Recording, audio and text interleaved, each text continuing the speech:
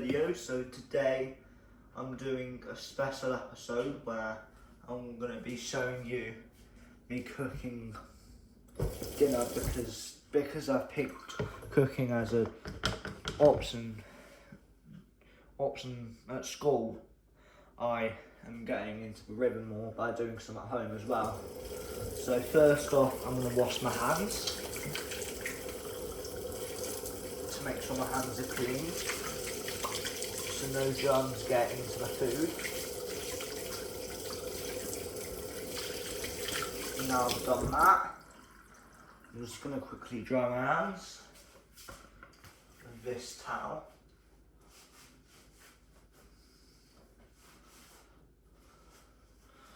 So yeah, your hands don't have to be perfectly dry, just dry enough so you're not going to get water everywhere. And now, so yeah, I'm using the knife, but I'm going to show you what I'm going to be cooking. So I'm going to be cooking vegetarian lasagna. For it, you need 3 red peppers cut into large chunks, 2 aubergines cut into 1.5 centimeters thick, 8 tablespoons of olive oil plus extra fudge, 300 grams of lasagna seeds, 125 grams of lasagna, and a handful of cherry tomatoes halved. For the sauce, 1 tablespoon olive oil, 2 onions finely chopped, 2 garlic cloves sliced, 1 carrot roughly chopped, 2 tablespoon tomato puree, 200 milliliters white wine, 3 400 grams canned chopped tomatoes, 1 bunch of basil leaves picked. Then for white sauce, 85 grams butter, 85 grams plain flour, and 750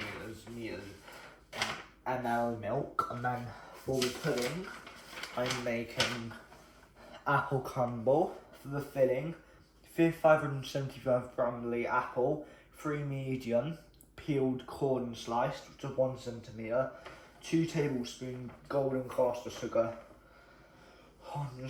for the crumble, 175 grams plain flour, 110 golden caster sugar, 110 grams cold butter. For the topping optional, 1 tablespoon rolled oats, 1 tablespoon Tamira sugar, double cream clotted or custard to serve. So there we go. And now I'm going to get the lasagna recipe, because I'm going to start off first.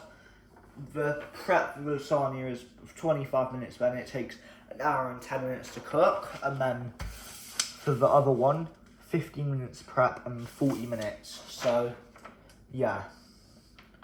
First off, I'm going to go ahead and preheat my oven to, I just need to find the instructions, if I can find it.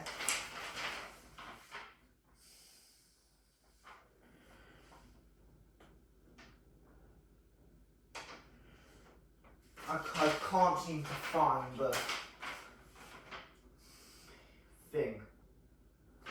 So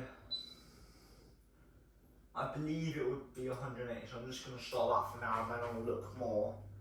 I'm just going to go ask someone. Where is the preheat oven? I can't find it. It's that one.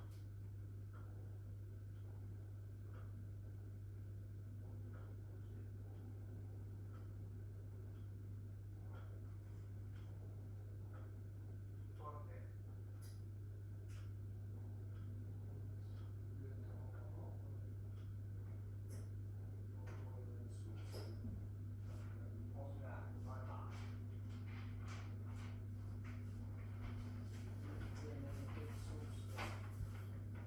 So my bad, we're not doing it in the oven, we're doing it in a saucepan. So olive oil saucepan.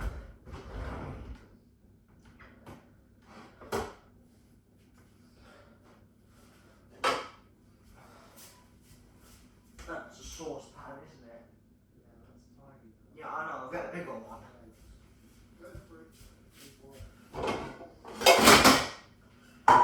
So yeah, there's multiple size that I've got. So I'm just going to use, since it's going to be a lot, I'm going to use this one. That size. So I'm going to go ahead and turn my camera so you can see me making it.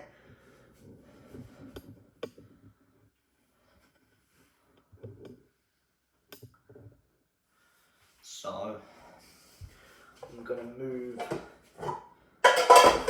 these here for now, and then put them back in, and then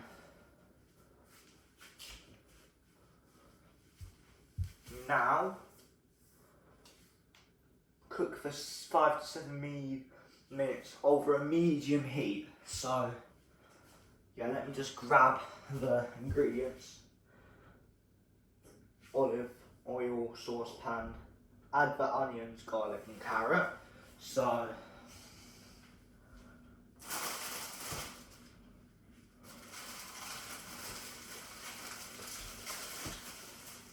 I'm going to have to cut the onions up, which is going to be annoying.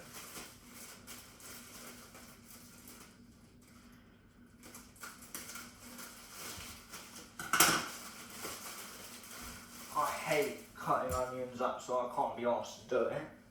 So, can you cut the onions up, please? It's not doing very much, is it? That's really not good. Well, I'll just do it myself then. Okay, I'm gonna try and not cry, but the first thing is I need to peel all this off. So, yeah. I don't know what it is about the onions that makes you cry, but... or makes your eyes water. That's what I mean by cry. But, whatever. As you can see, I'm just gonna...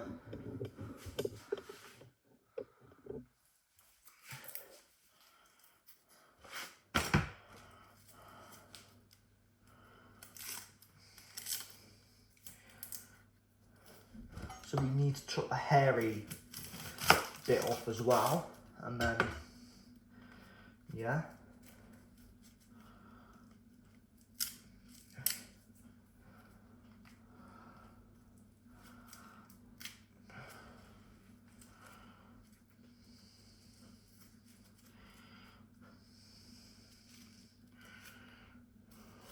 I'm just going to use my scissors to try and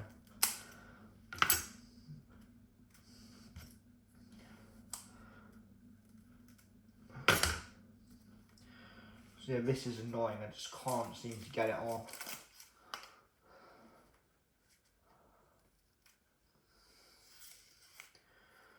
So yeah, my eyes are already starting to water.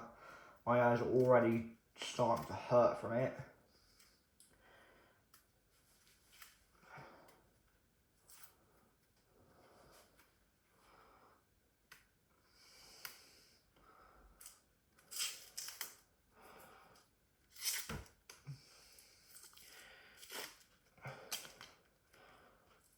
I'm pretty sure that it's supposed to come off, so yeah, but now I need to cut it carefully because my eyes are watering.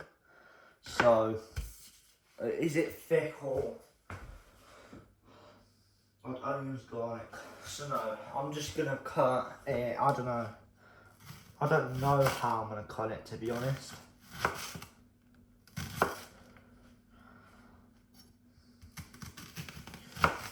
But always make sure your hands are out of the way when you cut anything, because you don't want to chop your hands off.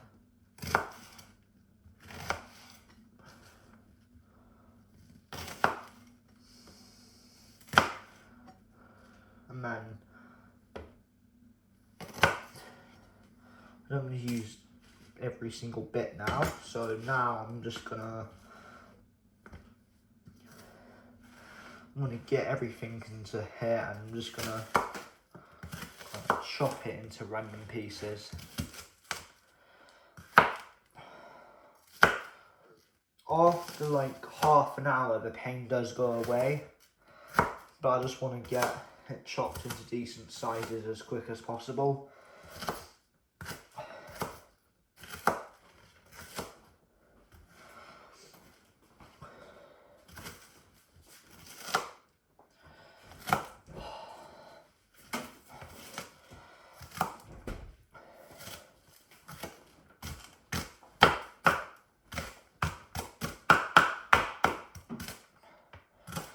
Personally, I don't think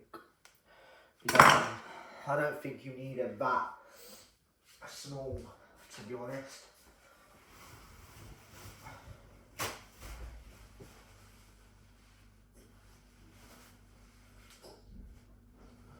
So, yeah.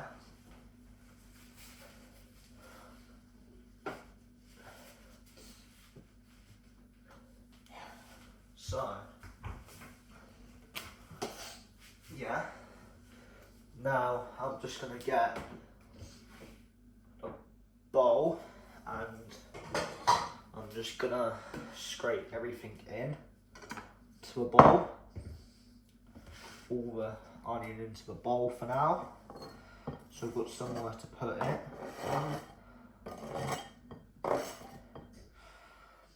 You don't want too much onion, otherwise it will be too oniony, if you know what I mean.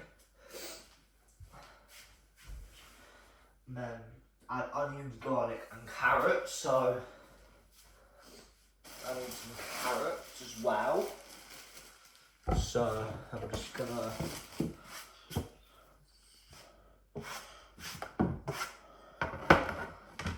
and then yeah,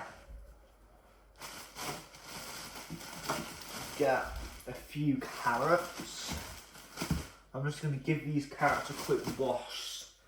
I'm not going to do it that much, I'm literally just going to run it under the tap for like 10 seconds. There we go. And now I'm just going to give my knife a quick clean as well, because it's got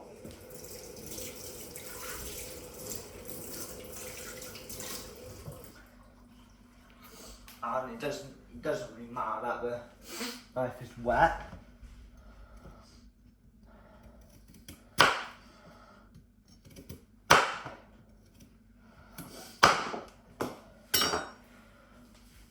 And as you can see, that carrot fell on the floor, so I'm not going to be using that now,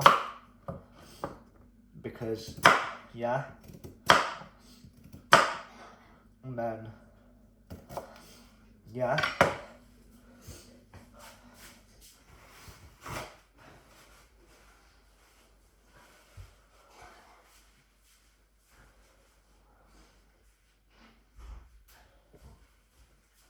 So yeah.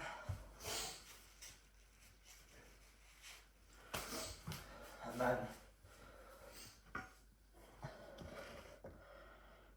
yeah, that's enough. Personally, I do like to make it quite thick.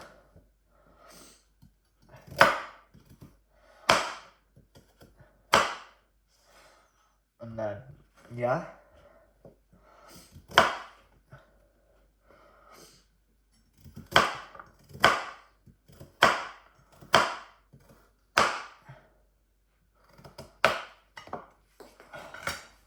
That's the second piece that's fallen on the floor.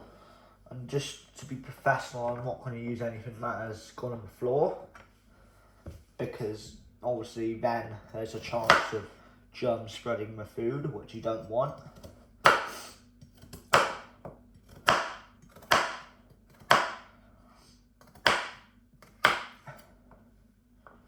So yeah, and now I'm gonna do the same with the carrots. I'm just gonna put any bits that are kind of weird, like the hairy bits, away. I'm just gonna chop a tiny bit off this one, because it's got a little bit of a hairy into it, and then yeah. So I've done now I've done the onions and the carrots. Now I need the garlic. So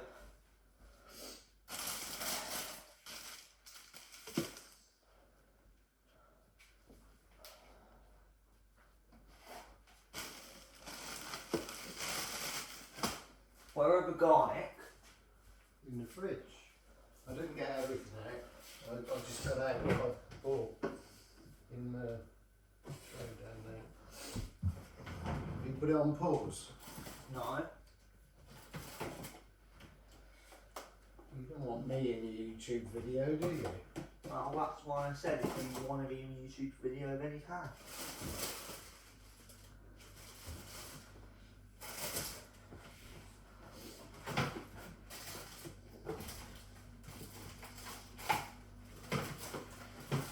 There's a garlic crusher. Or do you not have one? Yeah. Do you use one at school then? Yeah.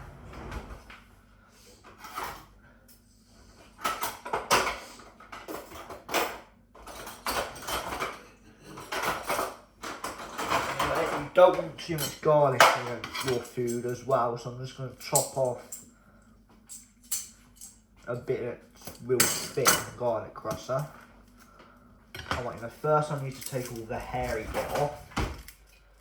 Same with the onions.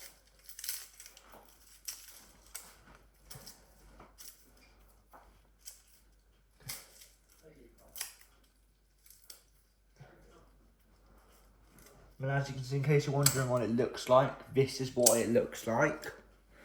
You just put the garlic in here, and then you just go like that. So, yeah.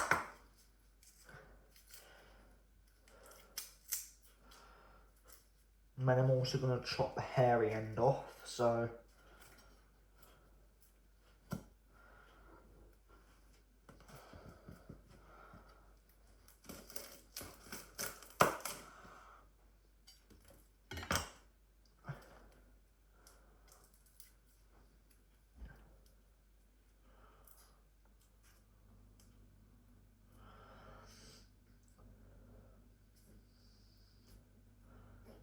Yeah, I know this is taking a long time, but I'm not the fastest chef in the world, so that's why it does take me longer to chop everything up.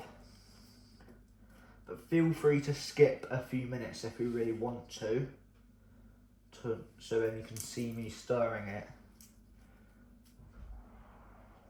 So now I'm just going to go ahead and put it in. And crush the garlic.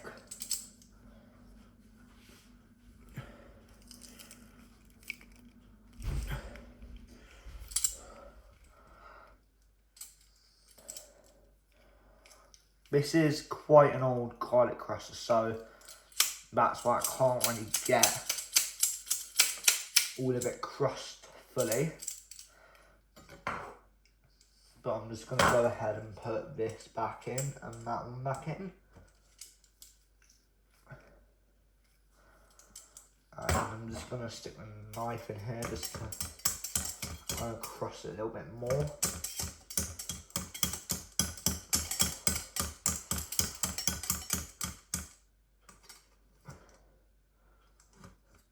Because one, I'm not the strongest person in the world, and two,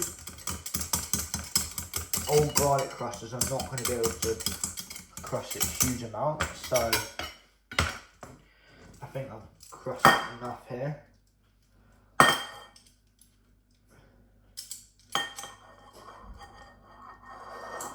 I'm just gonna kind of use my knife to get it out as well. I'm gonna have to lift this out here.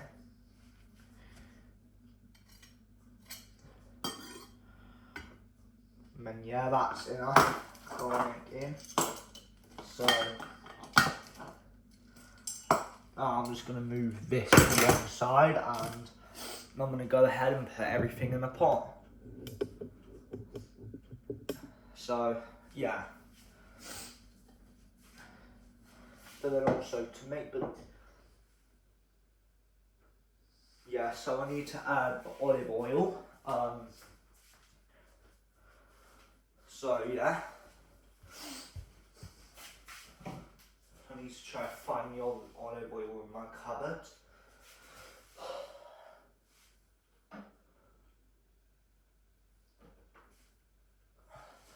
So yeah, I think I found it, but that's still olive oil we need to use for eating. So I've got the olive oil here. This is what I'm going to be using. Extra virgin olive oil. So I'm going to check the recipe again. Add heat olive oil in a saucepan. Let me check on here as well. 1 tablespoon olive oil. So for reference,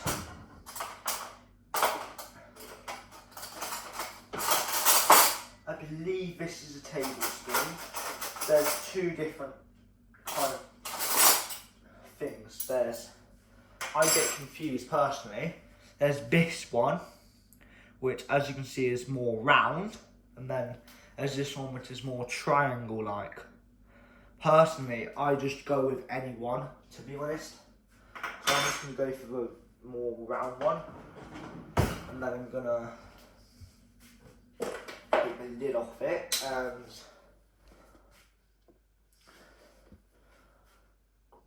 I'm going to do it over sinks in case any spills.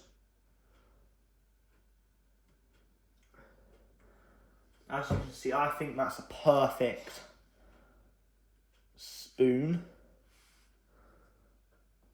as you can see. So I'm going to carefully carry it and put it in. So yeah, it says 1 tablespoon, so I'm not going to add any more. And if it looks like I do, then I will add more. And then now I'm just going to add all my other stuff. So yeah, and it says at a medium heat, so yeah. Alexa, set a timer for 7 minutes. 7 minutes, starting now. So on the recipe it says heat the olive oil in a saucepan, add the onions and garlics, cook for 5 to 7 minutes over a medium heat until softened. Turn up the heat a little and stir in the tomato puree. Cook for 1 minute. Pure white wine, then cook for 5 minutes until this is reduced now 2/3. Put all the chopped tomatoes. So what kind of tends to happen is if you don't stir it, then it will just burn. So I do need to stir it. You want to hear the kind of noisy sound, I don't know what to describe. So I'd say this is on a medium heat. Because instead of it, like the ones at school have got a number 1, a number 2, a number 3, a number 4, a number 5 and a number 6. But mine has just got kind of lines curving. And then there's 1, 2, 3, 4 lines. So I've got it between the second and the third line, which I think is bang in the middle.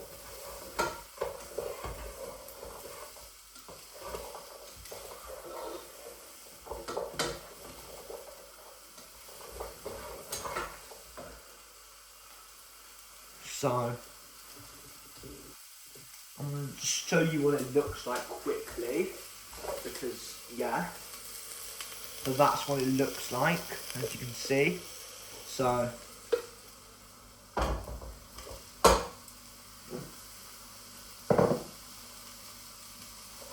Alexa, how long is left on the timer? You have 5 minutes left on your 7-minute timer. Okay, 2 minutes have gone now, so I'm just going to read the instructions again whilst I kind of stir it gently. So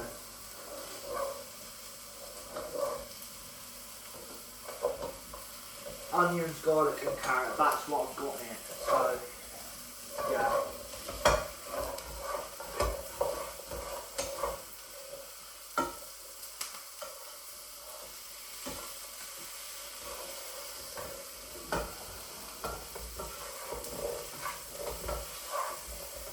As you can probably tell, this is going to be a long video because, yeah,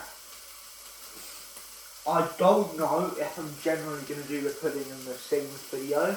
What I'll probably do is, I'll just simply do this and then I'll end the video, put the caption and stuff, then I'll start on the pudding in another video whilst this one is uploading, because to be honest, I think by the time I've done it, because it says cook 1 hour and 10 minutes, so if we add up the 1 hour and 10 minutes, my maths is not that good, so please excuse me if I get it wrong, but my calculations it is 1 hour and 35 minutes in total. No, 1 hour and 45 minutes in total. So if I'm correct, then it will be right. But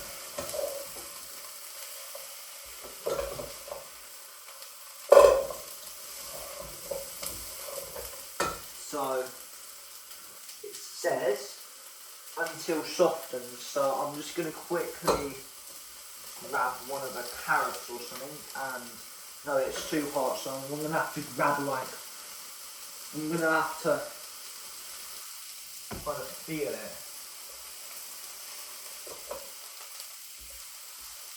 It's still hard because I can't get my thing through it, it still feels a bit hard to me, so yeah.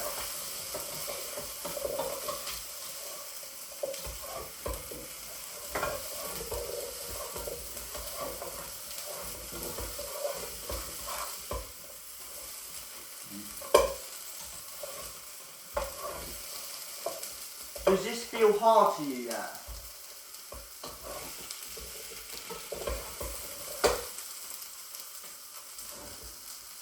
Dad?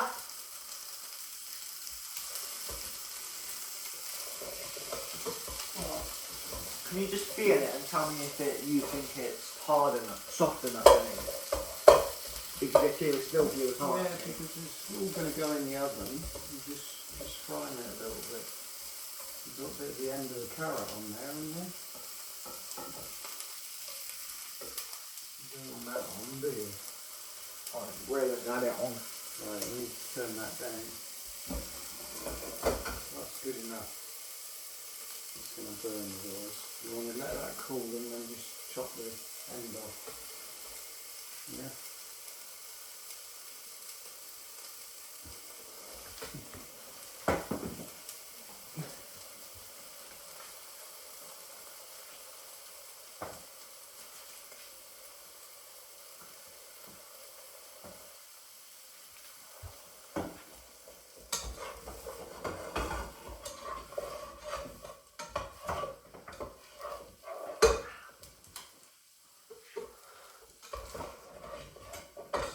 So,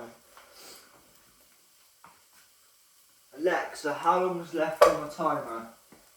You have 30 seconds left on your 7-minute timer. So yeah, now as you can see on the next one, trying to heat a little and stir in the tomato, so I need to grab my tomato cans. Here as you can see, but you only need 3. Plum ones, sorry. Use those, mate. Chopped. Those are plum ones for breakfast. I need to let me check. Alexa off. Yeah, so I need 3. Alexa off. So now I need to get my camera. which, for reference, in case you don't know, any cans that have got this thing on it, you do not need it, but when you see a can like that, you need the can opener for it. So, yeah. Now I just need to get the wheelie bit on, just open it.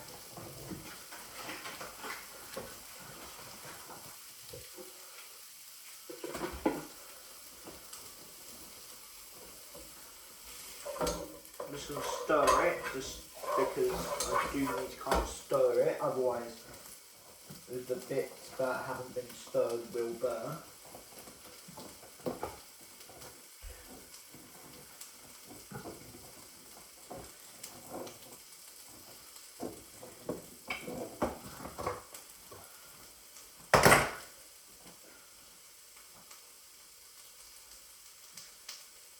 Careful not to cut myself on here. And then, so I've got the first pot, which I'm gonna go ahead and pour in now. That's the first one, and then I'm just gonna give it a little quick mix.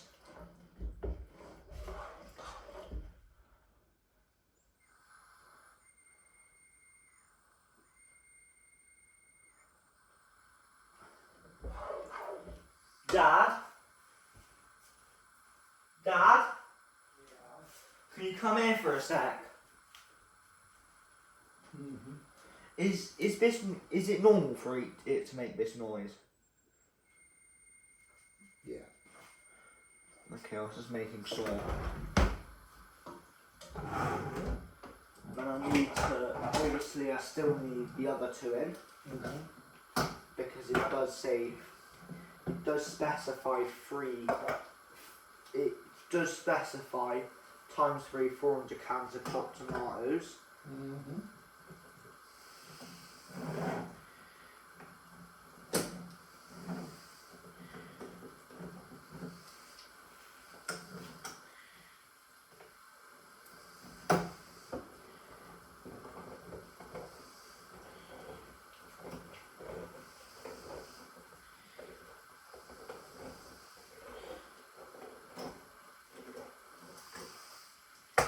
So again, the edges of these can be quite sharp, so you do need to be careful. Now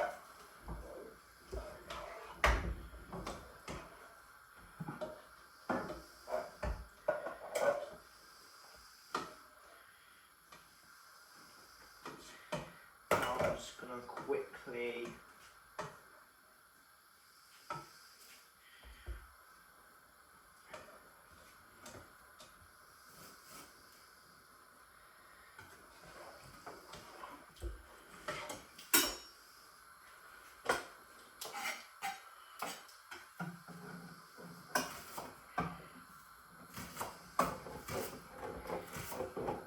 so yeah, I also recorded the show to the event on Wednesday at JDR, so, and I don't know if my fans actually want me to upload it, so if you want me to upload it, then just comment below and let me know, because I have so many polls already.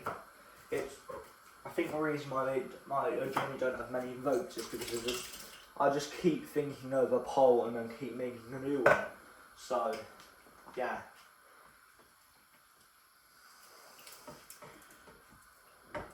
And then as you can see, it did say to turn it on, do on a higher heat, so that's what I'm going to do. I'm just going to follow my instructions. And then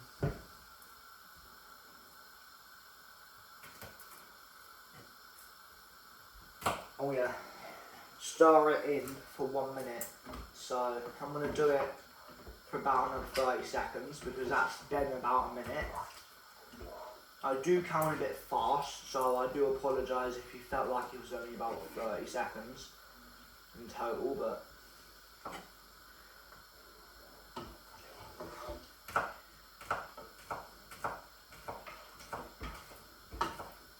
So I'd say that's been about a minute now, so I'm going to go ahead and check the recipe again.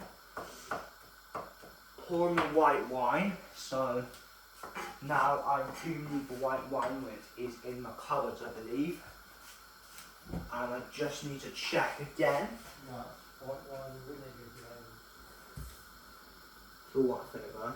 200ml white vinegar, okay, so I need to get a pot out and I need to just measure 200ml of it when I get the white vinegar, yeah?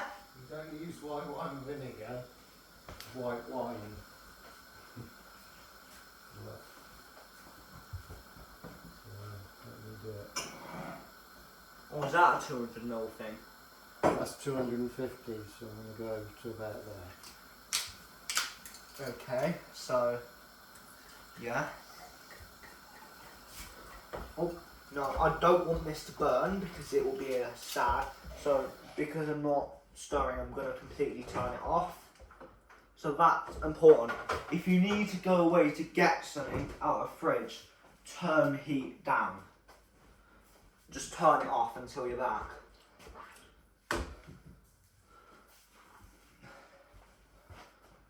So as you can see, here's the 200ml vinegar, not vinegar, white wine. So you may be thinking, I'm not allowed to drink wine yet, but when it's actually cooked, I'm not even going to taste the wine because it would have just stirred in. Like if you go to a restaurant and you get a meal, there's probably wine or alcohol in your food, but because it just mixes in, if you're just straight up drinking alcohol underage, then that's illegal. But yeah, It evaporates. yeah, it evaporates. So what? And then cook for 5 minutes until. Okay. Alexa, set a timer for 5 minutes. 5 minutes, starting now. So 5 minutes is starting again, so it's on 37 minutes, okay. Just wondering, so prep 25 minutes. I've generally actually gone all of the time, but the reason why I've gone all of the time is because I was slower. If you're a lot faster, then it will take 25 minutes.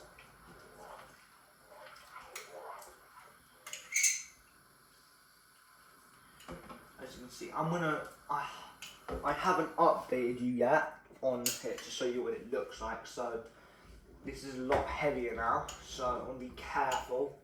I'm going to hold it on both sides, and that's what it looks like.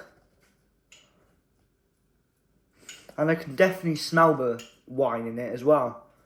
So that's enough show time before I drop it and I burn my feet.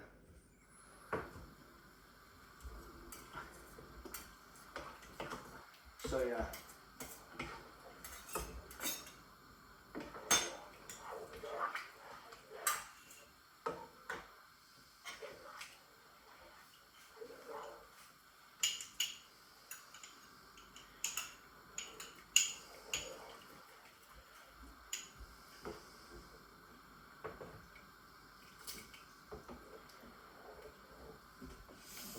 Yeah, I can still smell the wine, but because it hasn't evaporated yet.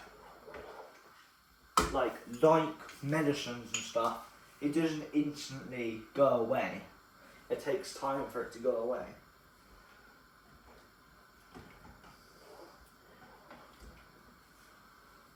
So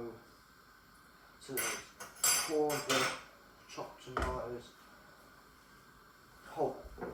Then cook for 5 minutes. Oh, chopped tomatoes, so I'm guessing you need more tomatoes. Why? Let me see. Oh, a handful of cherry tomatoes. So, yeah, I got confused for a second. Alexa, how long is left on the timer? You have 2 minutes and 30 seconds left on your 5-minute timer. That went quick.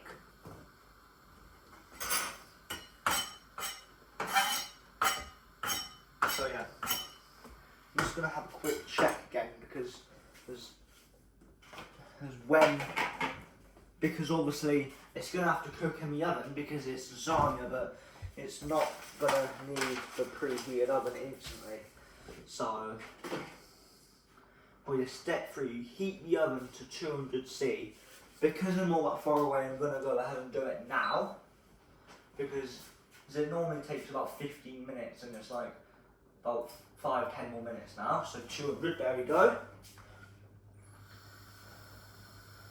Now I'm just going to wait for Alexa just to go beep beep. Whatever noise Alexa decides to make to let me know after 5 minutes is over.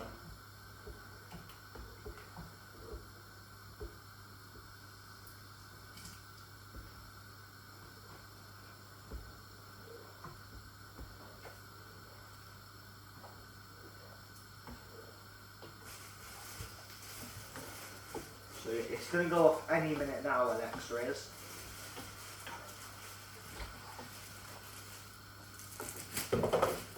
Because it's getting time, I'm going to go ahead and turn it down because I can start to feel the heat rising on my hands.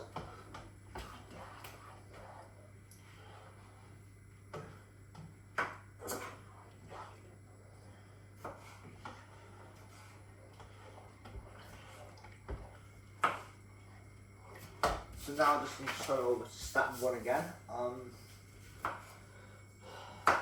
So I'm just going to go ahead and get a pen so I know where I am, so I don't have to keep getting confused.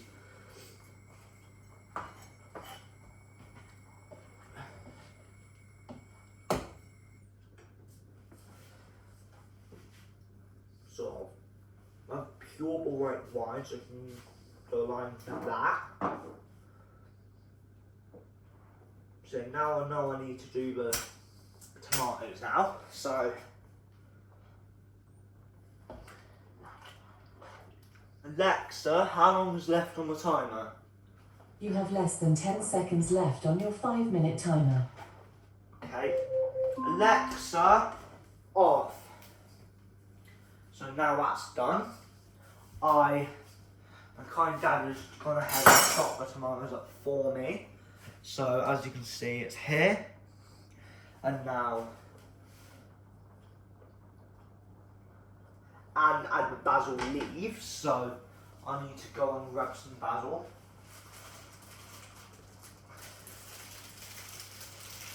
I believe this is basil leaves, I'm just going to check, but let me check to see how many you need now.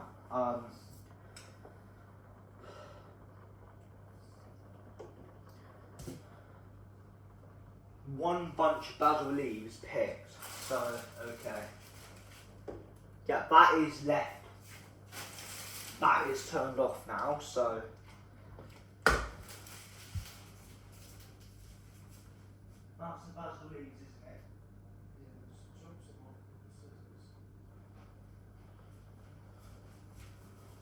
So I'm going to go ahead and chop a handful.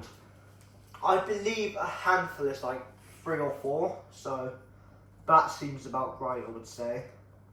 1, 2, 3,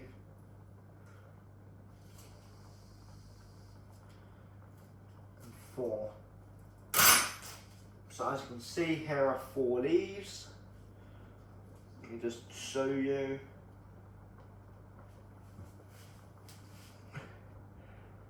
So now I'm going to go ahead and just quickly chop these up because, yeah. Let me I'm going to give this a chop as well. Chop it clean.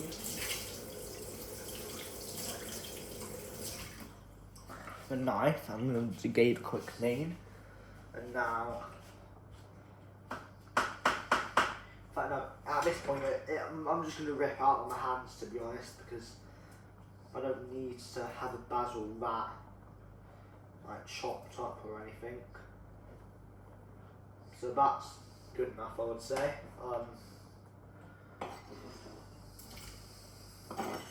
Now a basil in as well. And I'm going to go ahead and put the thing back in here, and I'm just going to move the basil thing back.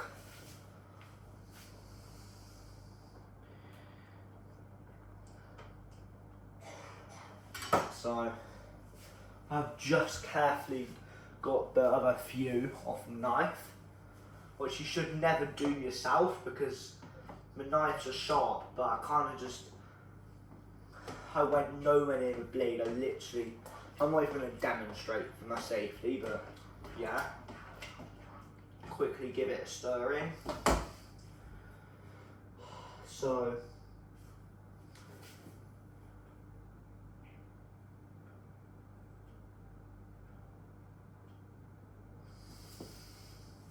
okay, Gavin, in step 1 it says food processor, so I'll show you. I'll just need to go get it because it didn't read it properly. So it says, use tomatoes, see. Cool chopped tomatoes and herb basil, bring to the boil and simmer for 20 minutes. Leave to cool and whiz in a food processor. Oh, right. The easy way to do that,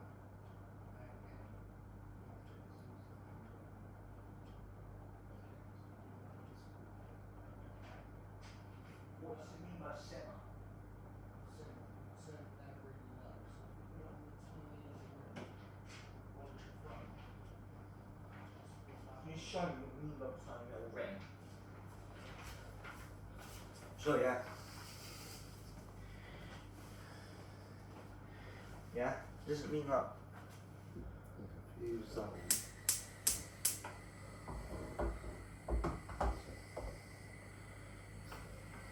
Turn that one off. Just like that, simmer on low. Okay, so yeah, I need to simmer it for 20 minutes now. I'm just going to have a look at step 2, so I know what to do next. To make the white sauce, melt a butter in a saucepan. Okay, so I'm going to go ahead and get a second one out because I do need a saucepan, which I'm only butter and some plain flour. So the flour I need 85 grams. So Dad, can you get the plain flour out, please?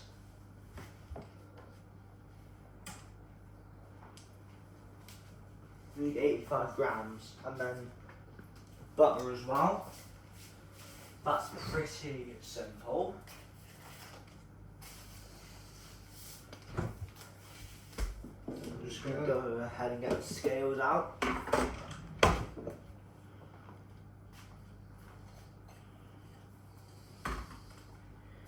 And I need to simply zero it. There we go.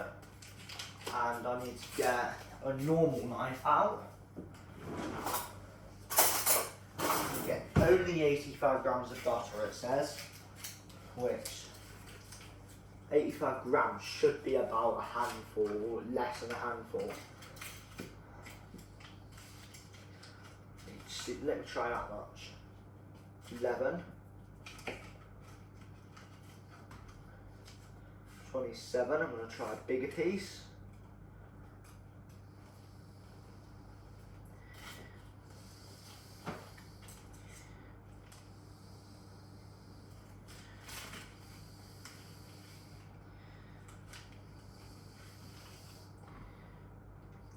Two.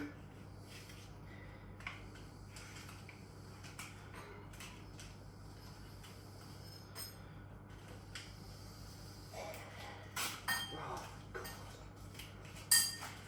This is so little that I'm struggling to.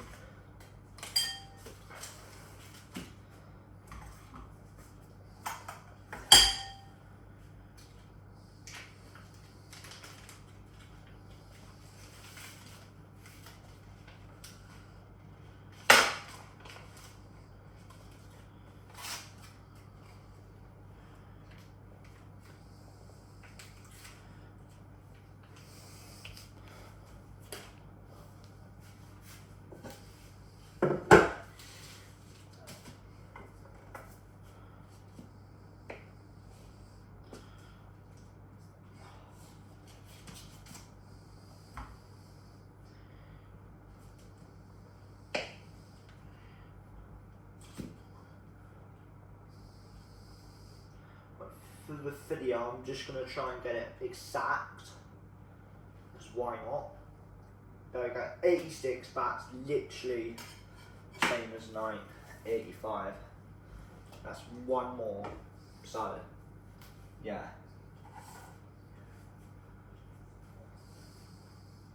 So now I've got my butter, I can go ahead and turn the scales off.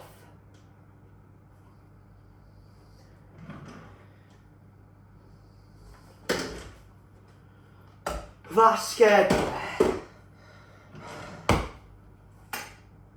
Almost a heart attack because the spoon just suddenly fell and I thought the whole thing was going to fall. Right, that is not going to go in now, so I just need to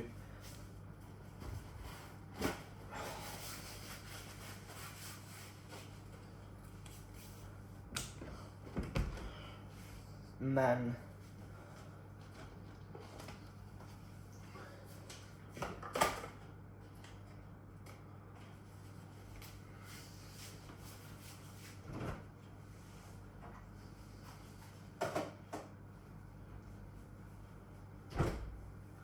so yeah, 52 minutes in, so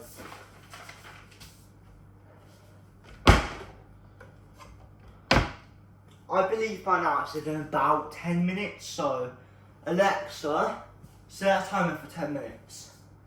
10 minutes, starting now. So,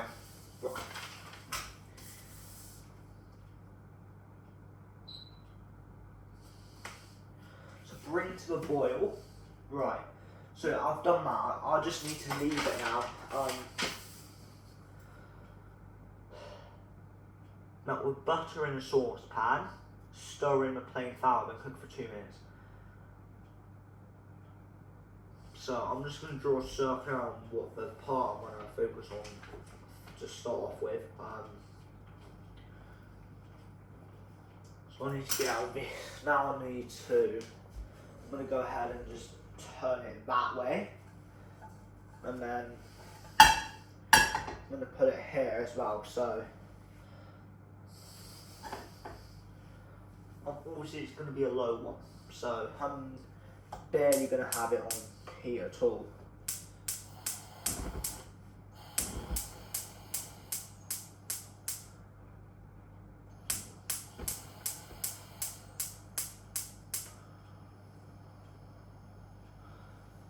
So now I'm just going to put the butter in.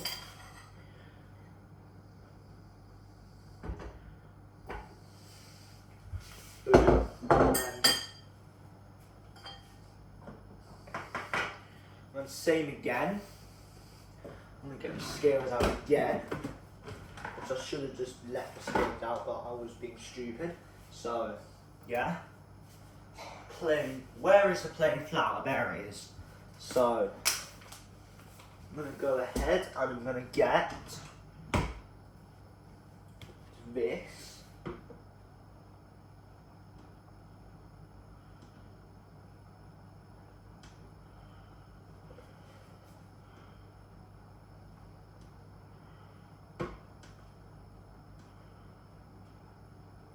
So now I'm going to go ahead and just tip flour until it's like here up to 85.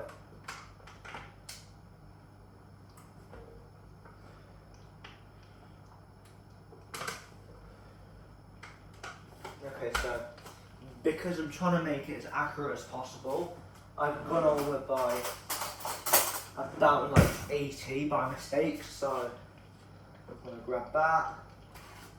I'm just going to put the excess back in.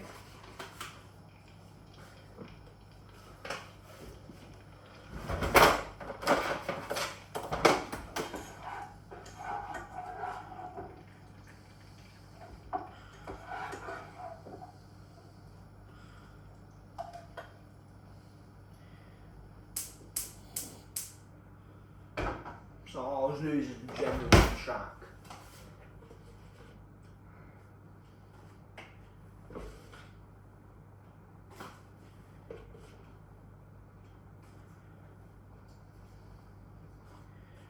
So yeah, I've got enough out now.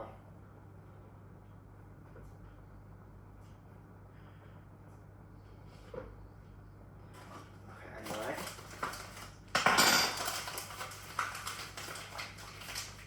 So I'm going to go ahead and put this. So boom, and then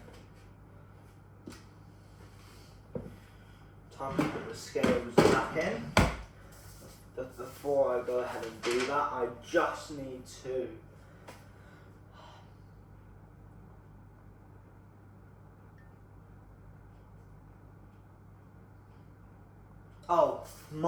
for you, I freaked out for a second because I put a butter in and turned it on without checking. But luckily for me, it said melt the butter in the saucepan, stir in to make the white sauce, melt the butter in the saucepan, then stir in the flour. So I'm fine with that. So because I don't feel like it's right, Gavin, is flour supposed to go in a saucepan? Okay, I was just making sure because yeah. So look, I would have had to restart the white sauce if I did not need if I needed just to melt it at the same time, but luckily I didn't. So that's a lesson. Check the ingredients before you do stuff. Not the ingredients, check the recipe, my bad. So now I just need to stir it in.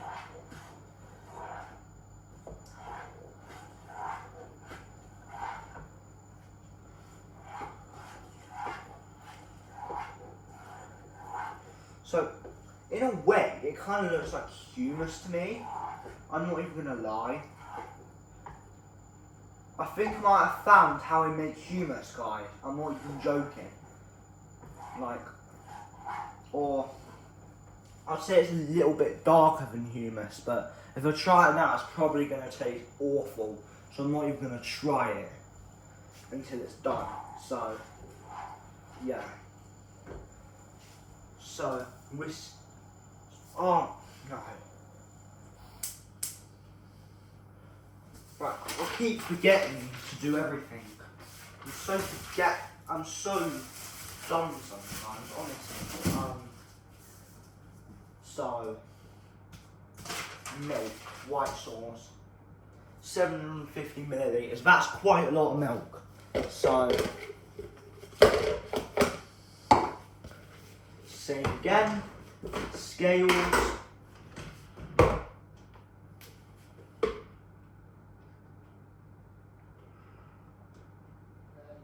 Yeah? Yeah?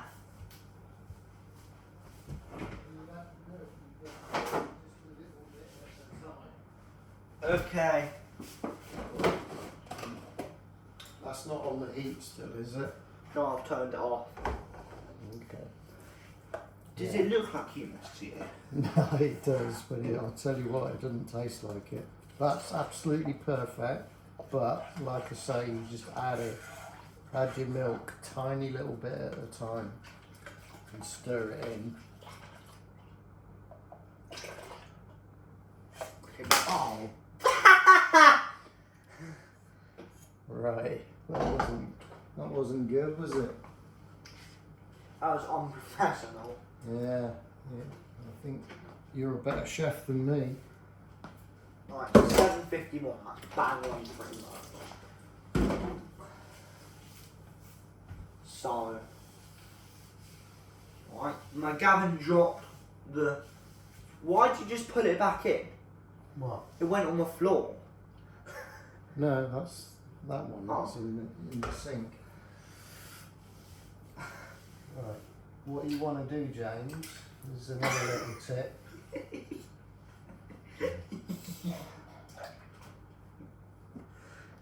I'm joking. Right. Use that instead, and it won't fall off. Wait a minute. Just pour a tiny bit in. Right, I'm going to go ahead and show you what I'm doing next. Show them the roux. That's called a roux, and that's perfect what you've got there. That's a good looking roux, but you just want a tiny. Yeah. Stir that in. Make sure it's all mixed in, and then add a little bit more.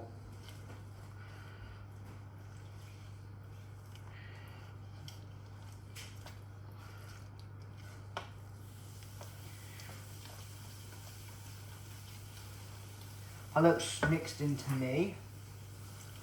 Okay, that's a bit too much.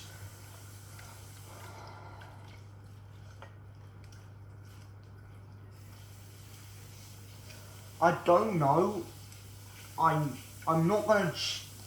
I don't know about you, but I think 750 mils is far too much because it just looks like too much to me, to be honest. Because it's probably about. A bit more milk now. Just keep adding a bit of time. Quick stir, and then add a bit more. That's probably about 200 mils now. That's in. Just get all those lumps out. That's what you're trying to do. Look. That's good. That's looking good. Your hand's in it. Right, more milk. Just keep squashing it down so don't go fast, otherwise it's all going to splash out. Alexa, off. Okay, so that's the thing done. So I'm going to go ahead and just check now. So first I'm going to draw a line here. Food press all the time. Instead of a food press, I'm doing it with a hand blender. So I'm just letting that cool down. And then slowly with some milk in, then bring to the boil. Stirring, turn down the heat, then cook until the sauce starts to thicken and coats the back of the wooden spoon.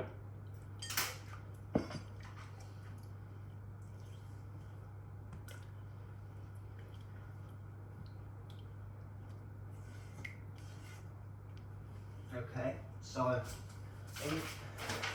I just found an interesting fact here about it. It says here, will keep cool in the fridge for up to 3 days or frozen for 3 months. So that's actually important. So you could use that white sauce as kind of a dip, I guess, and you just make sure it's not out of date by the time you want to use it.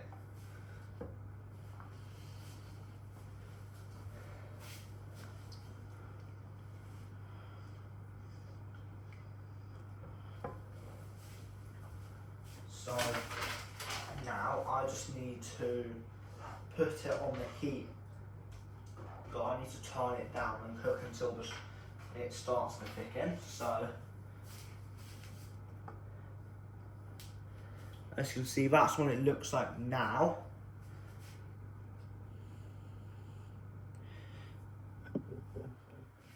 I don't want to turn it too quick because I've got my new phone.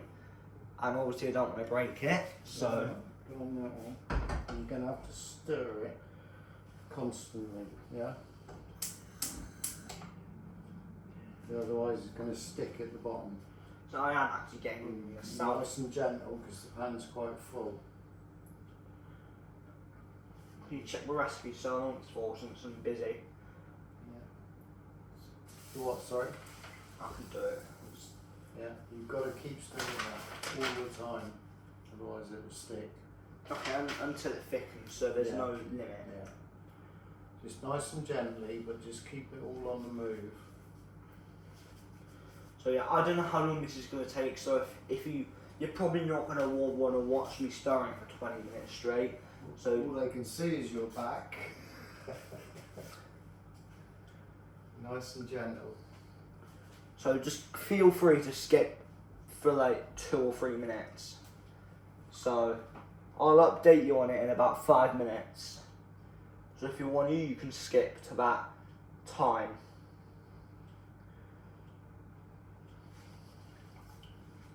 Just, no, it hasn't thickened yet.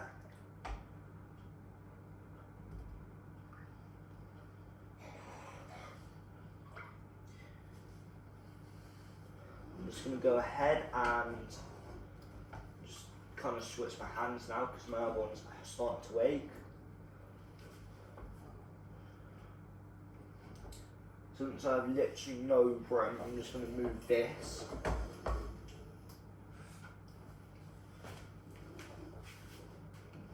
You've got it turned off, James, so it's going to take a long time, isn't it? Let's move it to here.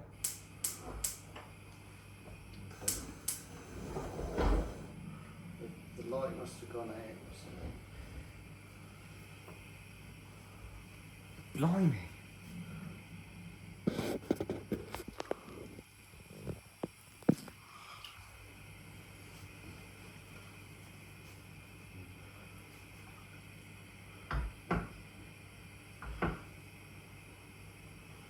So now it's starting to get yellow.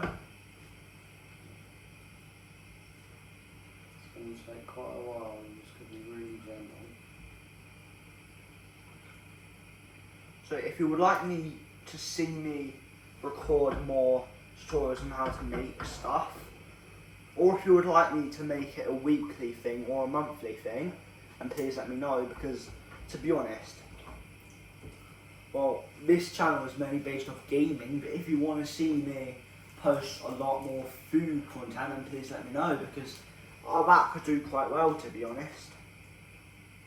I just need people to see the videos. That's really one of the main reasons it will do well.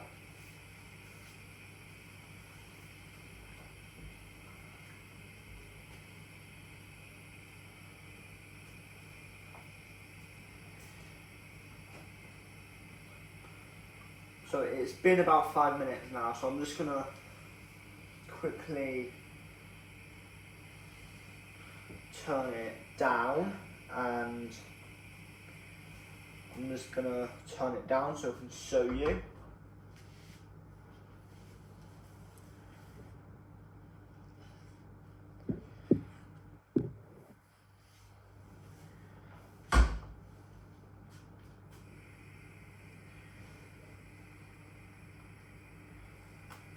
And because I don't really see how you can.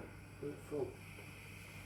So since on the phone, I can't really see how you can edit it so there's different chapters. So from like 1 minute to 15 minutes, there's preparing vegetables, for example.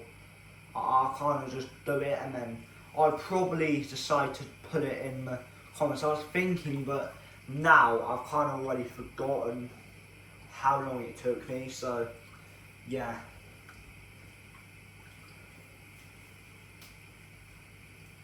But what I'll probably do is I'll probably just watch it through, and then like I'll just. Go on, you take over, just keep that really gently, just keep it stirring until it's going to take a while.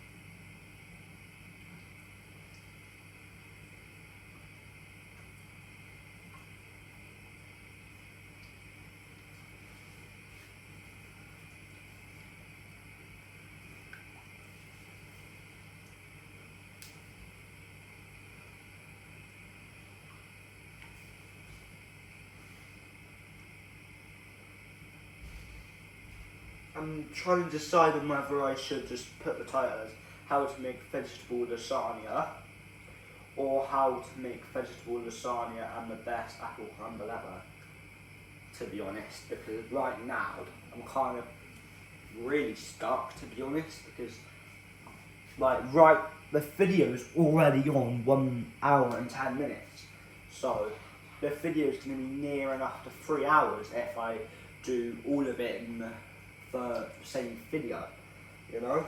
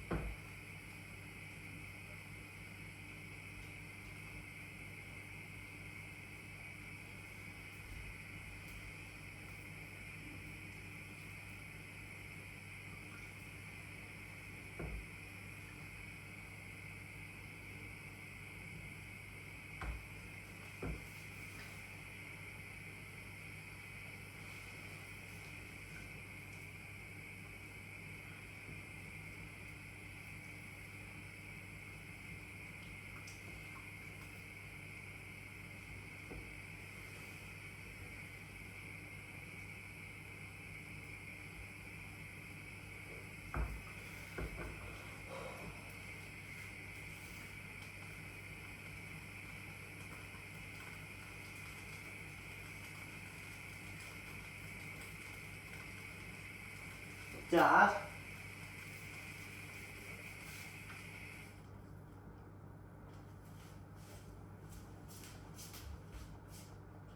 Dad?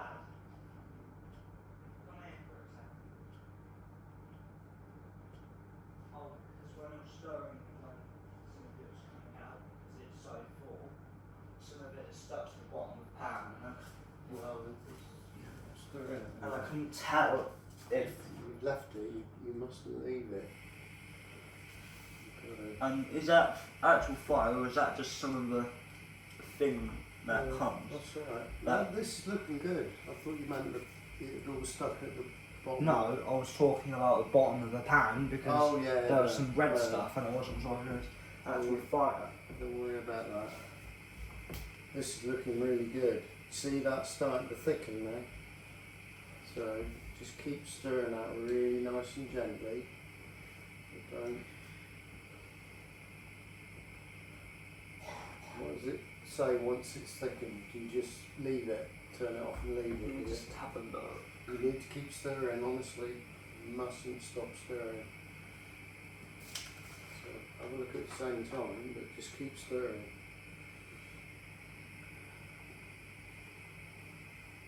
Thicken and coat the back of a wooden spoon. Okay, yeah, that was not a part of it. Yeah.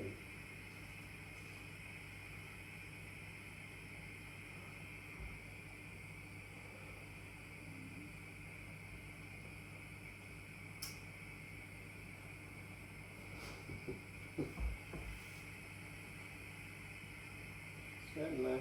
It's starting to steam now, it's nearly boiling, so it's really important to keep stirring. Otherwise it sticks to the bottom of the pan and it be ruined.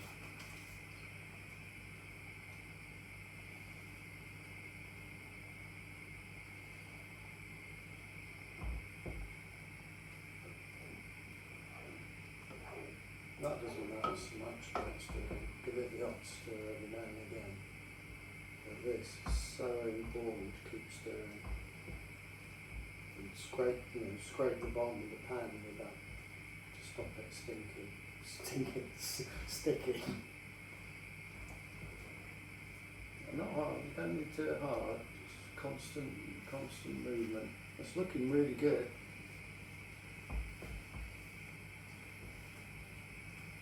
Stirring, so yeah. Can you feel it getting thicker? Yeah. Yeah, you can see it getting thicker. I'll show the camera quickly. It's nearly ready. So this is an update. As you can see, if you can see, there's steam coming out of it now. So that means it's like pretty much done or nearly done. Another minute. As you can see, it's a lot thicker now Yeah. when I last updated you.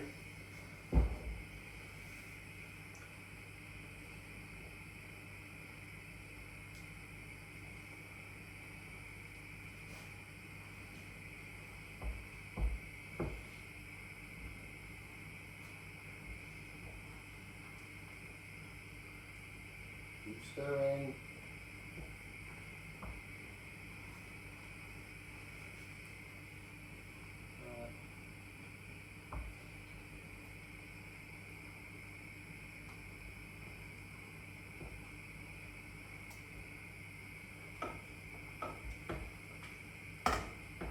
So that's done, mate.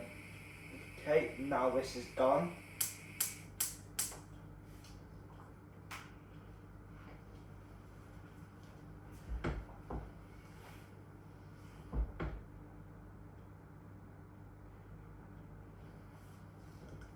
So yeah, this is the next one.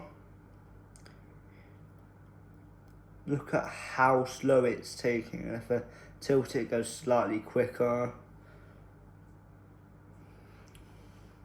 No matter the angle, it still drops slowly because it's a lot thicker now.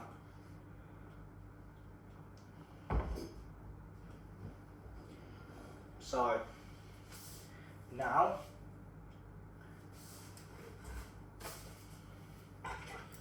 I've done the next one.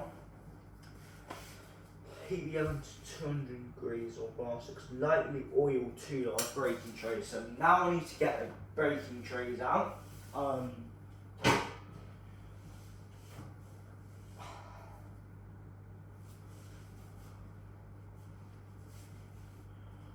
So I'm pretty sure they're in here, aren't they? No, they're in here.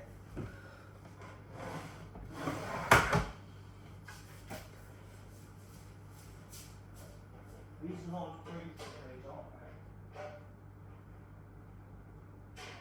they? Yeah, it says 2. One. No, it says 2. So, step 3, I've already preheated it. Lightly oil 2 large baking trays and add the peppers and aubergines. So these are the aubergines, aren't they? Yeah, they are.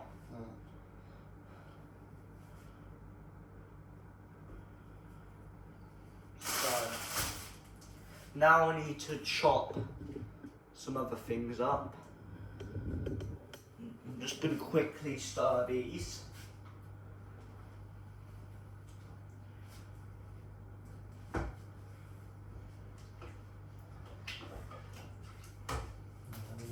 Turn them off. There it goes. And there's a little spillage of the sauce. So I'm just gonna, no, not that one, next.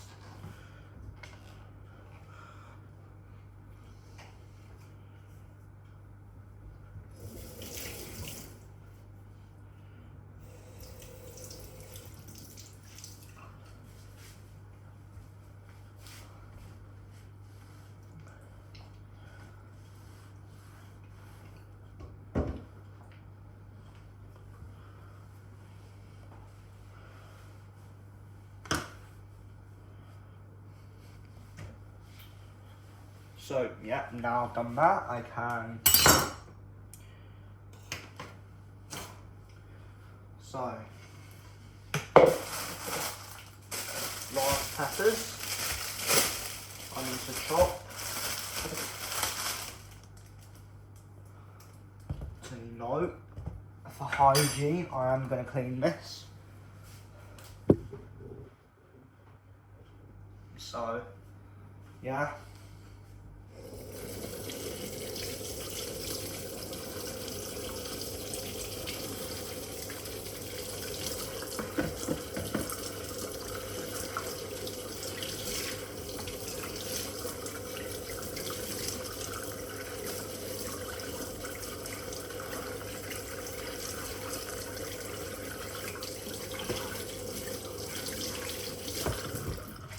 So that's all done now. I'm just gonna give it a shake so we can dry it. I don't really think it matters too much about it being wet because, yeah.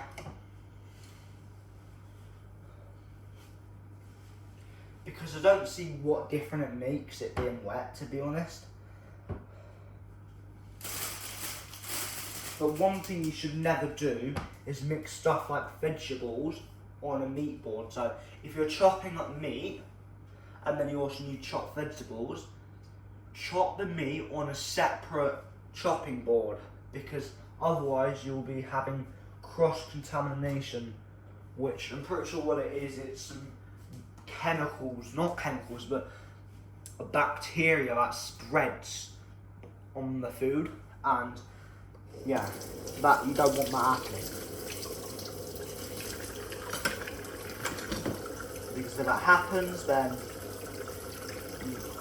safety inspectors will be visiting your restaurant. Because, yeah, the food needs to be safe to eat before you can serve it to people. Not safe, but obviously edible as well. And then I just need to kind of chop these off.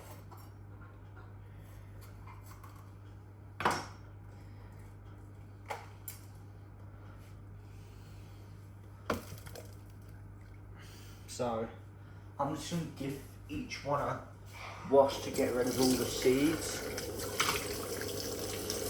and stuff that are in it.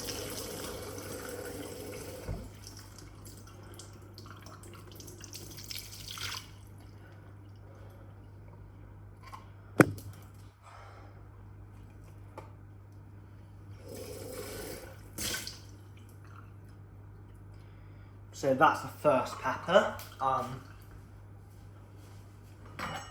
Now I can chop it into fine pieces. As you can see, here is the knife I'm using. So yeah.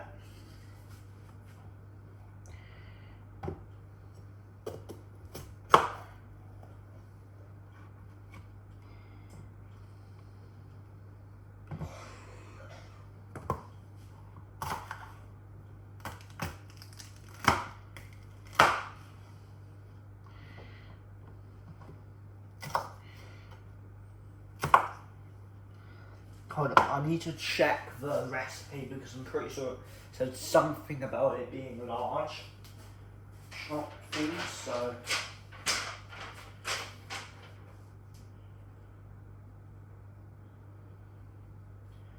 Right now, I'm gonna generally just chop it into any sizes, I guess, to be honest. And I don't think I'm going to be adding these parts just because it doesn't look okay, in my opinion. And then, yeah. So that's the first bit done. And then the next one.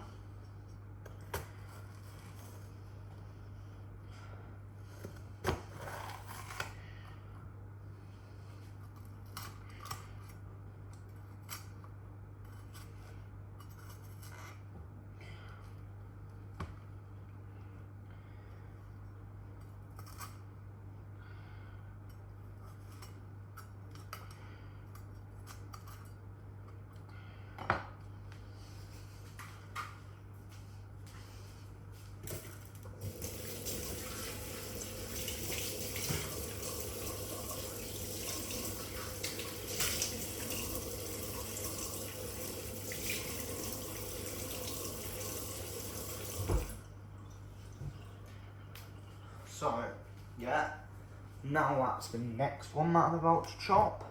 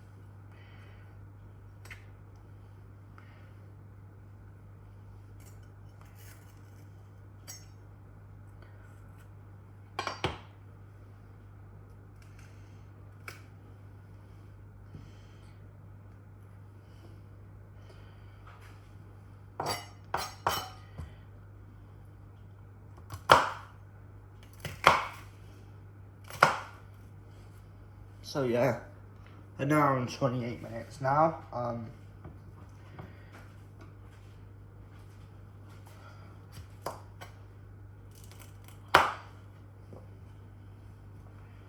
now the third and final one. Got a few pieces. And just so you can see how I clean it, get the insides out, I'll show you. So, well, first, I just gently get these bits and cut it. And then I just rip it out. And then I just kind of turn the tap on and go like that. Get some water and lift and then get it out. And then I just get off any excess I don't need. And then as you can see now that's done. So I'm gonna chop it again.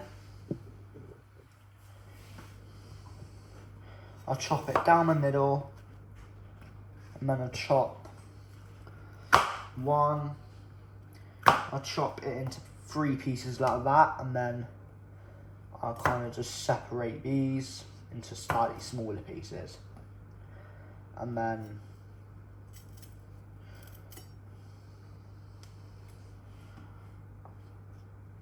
I'm gonna do the same for this.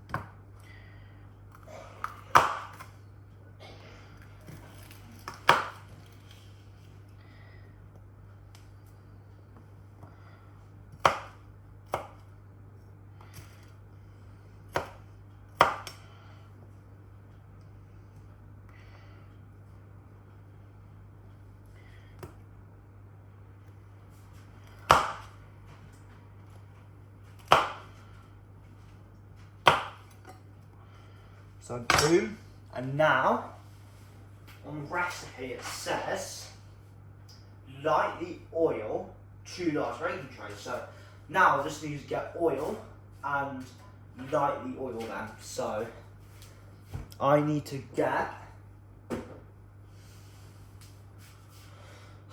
I'm just gonna grab a cup and then I'm gonna pour some oil. James, I've got a better idea than that for you, mate. Yeah. That's why I always keep that. That's spray. You just Okay, I'm just gonna use bits instead, which is a thing with oil in it. put it. That's hard. That's it. That's the one. It's good, isn't it? Yeah. And then put your veg on and then spray the veg as well. Okay, and now let me check the recipe, and then 2 large bacon toast.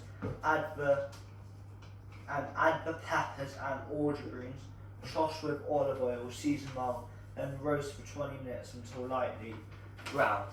So I have got my peppers here, so I'm gonna add the peppers in first. I'm just gonna grab half and sprinkle them all around.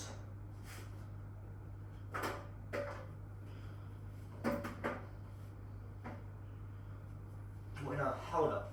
It says 2 breaking trays, so I'm gonna put all the peppers in one and the others in the other. Then it's even.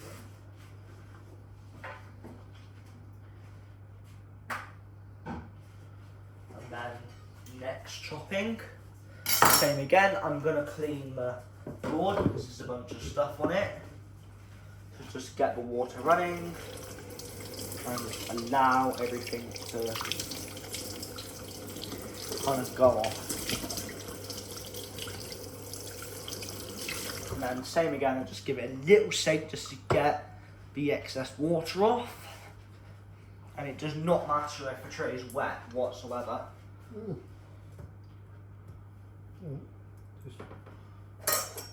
You've got loads left here. Look, you can use all of this. Look. It's fine, Gavin. I don't need to use every single bit. Yeah, you do. 'Cause use them. Look. Okay, I get it.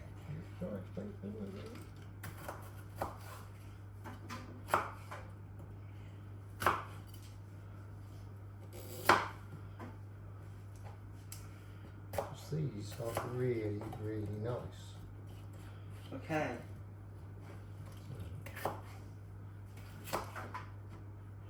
I think this is a bit too much for a lemon lasagna. It's a big lasagna, but it will reduce down when it cooks. It'll be a lot smaller.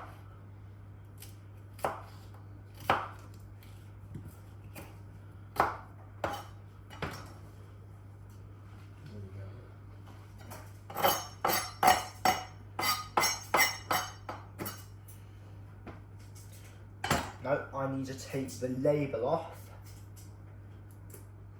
So take the Tesco label off, which is where they were purchased from. And in case you've wondered what the inside of it looks like, it just looks like that. Quite frankly, it just looks like that, which is all green. Do I need the green stuff for it? Do I need all that green stuff? Or, I mean, just to have it? Like that, isn't it? Just slice it, yeah. Slice it and then chop it up into smaller bits. Watch them fingers, mate. Watch them fingers. It looks like bloomin' RC wheels. You wouldn't win any races racing with an aubergine, would you?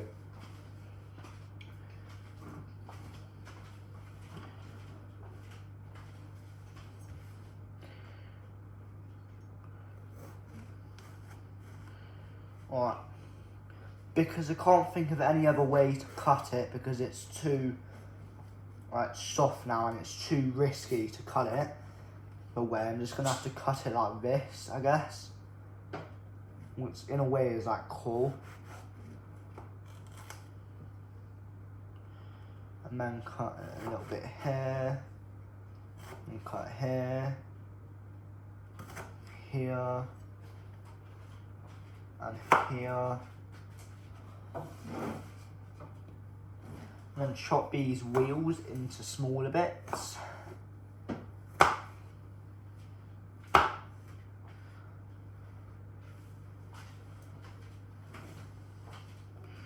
And to speed the process up, I'm just going to grab multiple and I'm going to cut them. So I'm going to grab big ones and cut them multi-layered massively.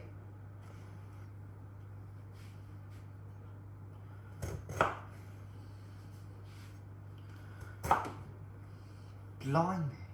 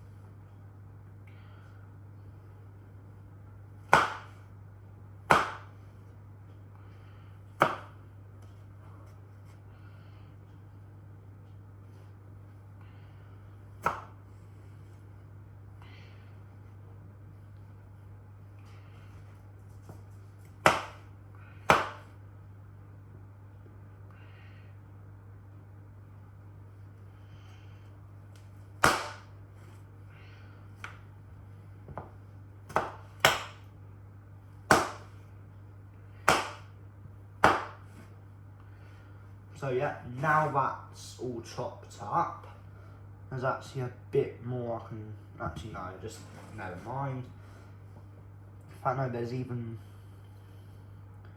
in fact no, I'm gonna move these for now because I can't,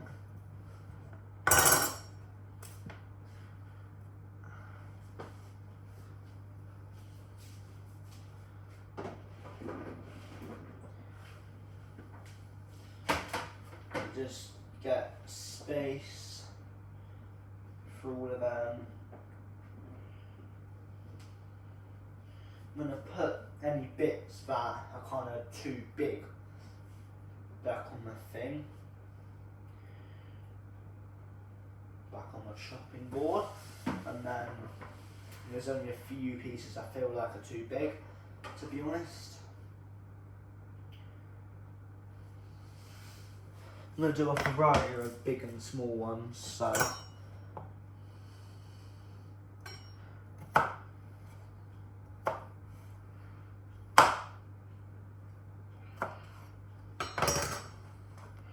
I'm going to grab these and I'm just going to scatter them on again.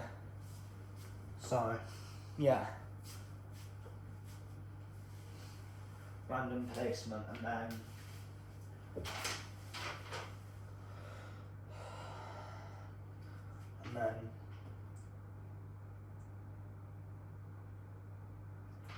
chosh with the olive oil, and then I'm just going to spray some oil on them as well, and these.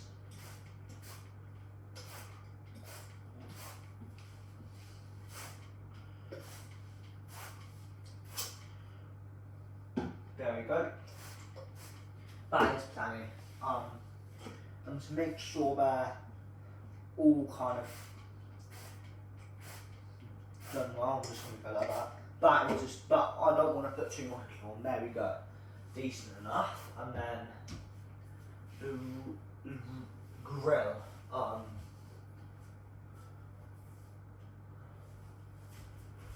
Gavin, where's the grill on it? Because it says grill, pretty sure it's still golden brown. So, The preheat oven. then roast for 25, so roast until golden brown. Yeah, well, that's roast, not grill. So yeah, just put them in the oven, mate.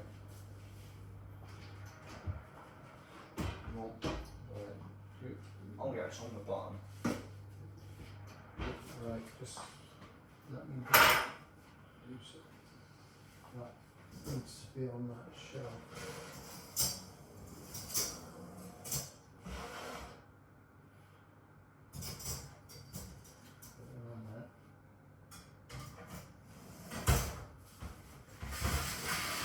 I want to show you the process of them going in the oven.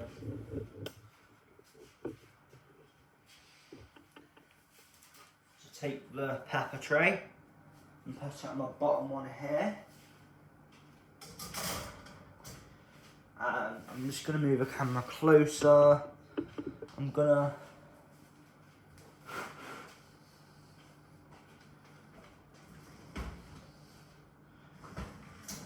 as you can see, the other ones are there as well. So, yeah, I'm just going to push them in and let them roast.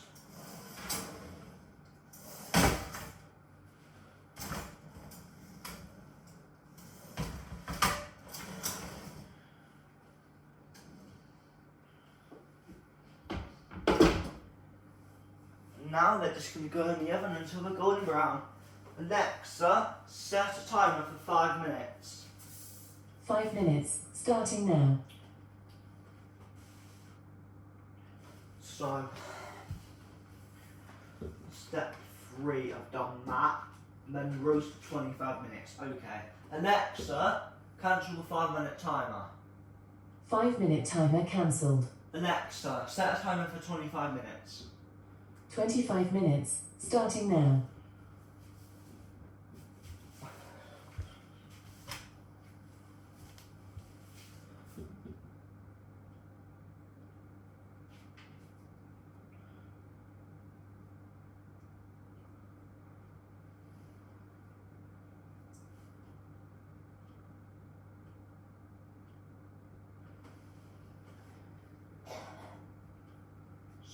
Do over at that so I know which ones I've done.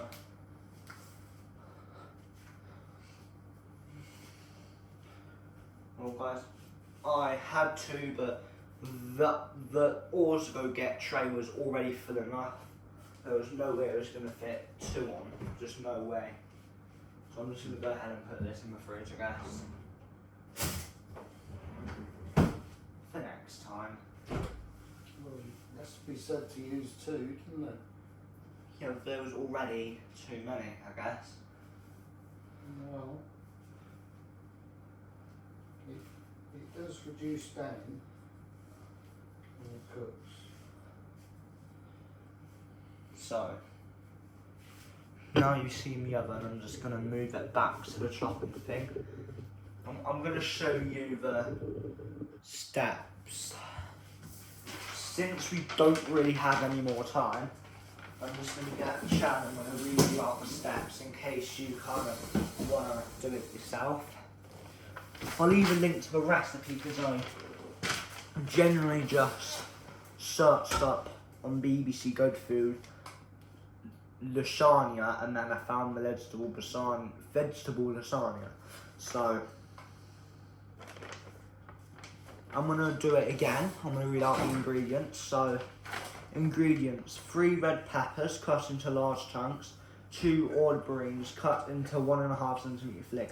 I didn't really measure it, so I don't know. 8 tablespoons olive oil plus extra for the dish. Okay. 300 grams lasagna seeds, 125 grams mozzarella, handful cherry tomatoes halved. That's the ingredients. And then for tomato sauce, we need 1 tablespoon olive oil, 2 onions finely chopped. Pretty sure I did use 2 onions. 1 carrot roughly chopped. 2 tablespoon tomato puree. Blimey. Does it use tomato puree? And then 200ml white wine. 3 times 3 400 grams cans chopped tomatoes. 1 bunch of basil leaves picked. That's for the tomato sauce. Then for the white sauce, 85 grams of butter, 85 grams of plain flour, and 750 millilitres of milk. Did you put the puree in? No, I forgot. Okay, well that's to go in the sauce, isn't it? Yeah. That's no problem, you can still put it in. Yeah. So how many? 2 tablespoons. Okay. So I'm just going to measure it Well, up. I'll tell you what, I can tell you that that is the rest of that tube. Because I can just tell. You just squeeze it all out. Well, the best way to do that, mate, let me show you a tip. Let me show you a tip. It's a bit late now. All you do is roll that up. Same as toothpaste. Okay. But just squeeze all of that out and that'll be 2 tablespoons. Squeeze as much as you can. Do you want me to? Yeah, I don't have the strength. It's like, Hulk would be able to do that. It's not straight, it's technique, James. But there you go. That's your 2 tablespoons. Now I just need to stir it in. Yeah. Well, we're going to be doing that with a hand blender, aren't we? Before that. Have you done that bit yet? No. Do you want to do that? That's going to be done now. I'm going to do the thing. So sorry about that. So, and then I've done that. So step 1, to make the tomato sauce, heat the olive in a saucepan. Add the onions, garlic and carrot. Cook for 5 to 7 minutes over a medium heat until softened. Turn up the heat a little and stir in the tomato puree. Cook for 1 minute. Pour in the white wine.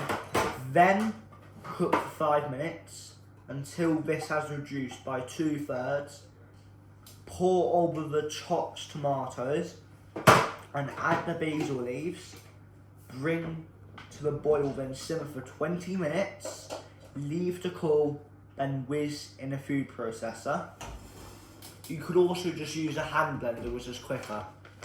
And then step 2, to make the white sauce, melt the butter in a saucepan, stir in the plain flour, and cook for 2 minutes. Slowly whisk in the milk, then bring to the boil, stirring, turn down the heat, and cook until the sauce starts to thicken and coats the back, and starts to thicken. And then so I'm going to say the rest. Coats the back of a wooden spoon. Will keep cooled in the fridge for up to 3 days or frozen for 3 months. And then the next step, step 3, heat the oven to 200 degrees Celsius or 180 C fan /6. Lightly oil 2 large baking trays and add the peppers and aubergines. Toss with the olive oil. Season well, then roast for 25 minutes until lightly browned. Then step 4, reduce the oven to 180 or 160 fan, gas 4. Lightly oil a 30 times 20 centimeter oven-proof dish. Arrange a layer of vegetables on the bottom, then pour over 1/3 of a tomato sauce. Top with a layer of lasagna seeds, then drizzle over 1/4 of a white sauce. Repeat until you have 3 layers of pasta, or whatever you want to call it, I guess. Alexa, how long is left on a 25-minute timer? You have 17 minutes left on your 25-minute timer. So yeah, I'm sure by now you can tell it's been a long video, but this is the biggest and the longest video of the channel, folks. This is in long enough for a blooming live stream, for God's sake. So I might as well just make the pudding thing as well. Alexa, what is the time? It's 5:58 p.m. So yeah, blimey. Normally you have dinner at 6, but we're going to be having that a lot later tonight. So I'm just going to do the hand blender thing now.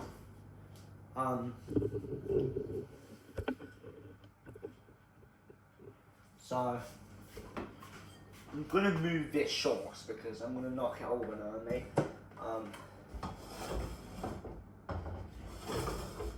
Man. just gonna.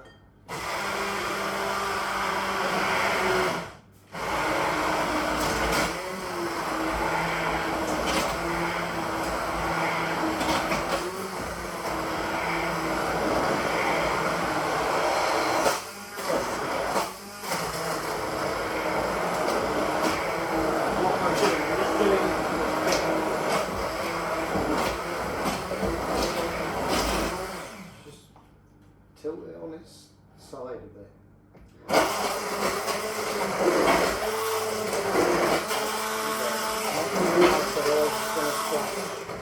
Keep it under the thing.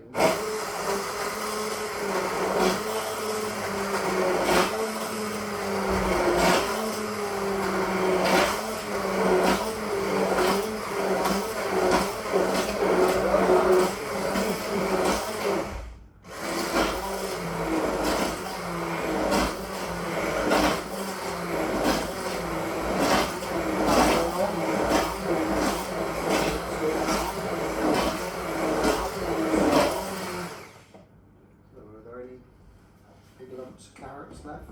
No. That's looking pretty good. So yeah, that's done now, I reckon. Gonna have a quick peek at these. Yeah, they're a tiny bit brown, but they're still not really that brown. Considering how it's 25 minutes and it's only been and now it's only down to 15 minutes, I reckon it will be done in about 5, maybe 10 minutes. By the looks of it now,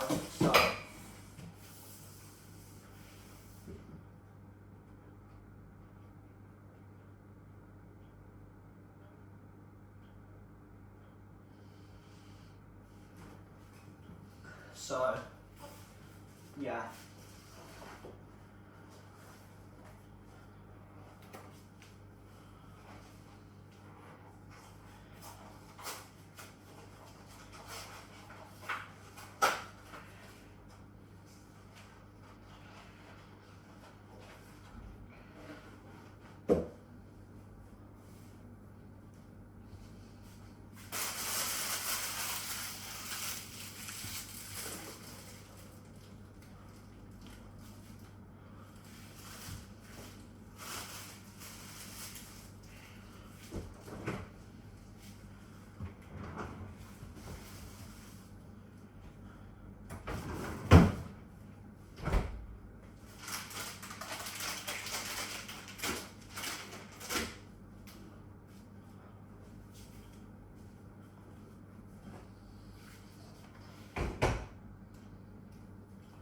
So now, I'm just waiting on it to be finished. I'm gonna have a quick check.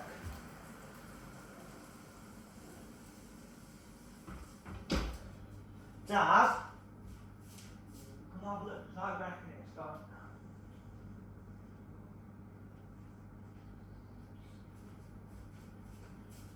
Do you want me to open it? No. Need a light in there.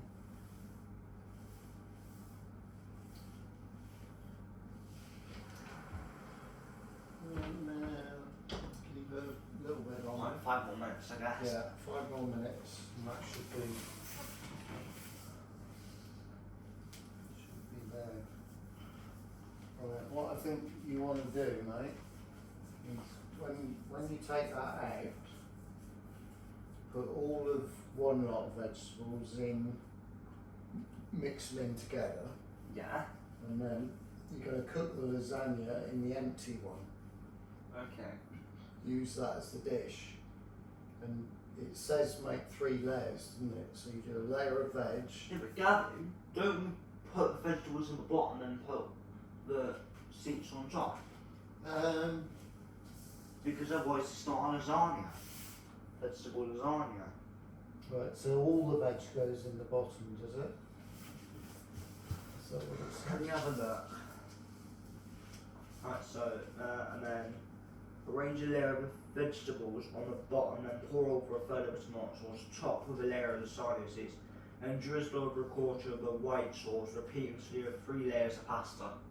Yeah, when it says repeat, I think that means you repeat the vegetables. So you go veg. Yeah. So what's Yeah. first? Veg. Then sauce. sauce. Can you sauce? Yeah. Third of tomato sauce. Lasagna. Then just repeat that. Then quarter. So it's tomato sauce, white sauce, and then you repeat it again, and then you go veg. You see what I mean? So yeah. So it's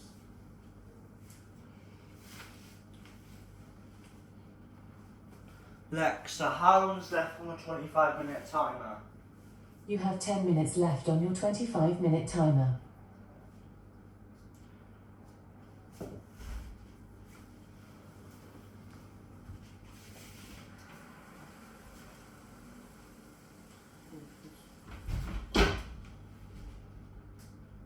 what did you give it? 5 minutes. No, it said 25 minutes, and now there's 10 minutes left of it. Mm-hmm. So I reckon it's going to be done like in 2 minutes. Yeah, let's give it a quick stir.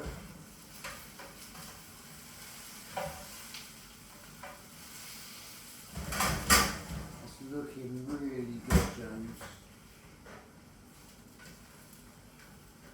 It's looking really good.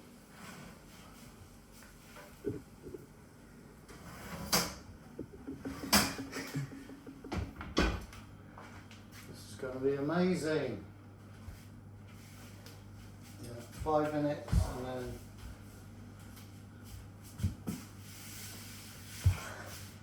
we're ready to bake it.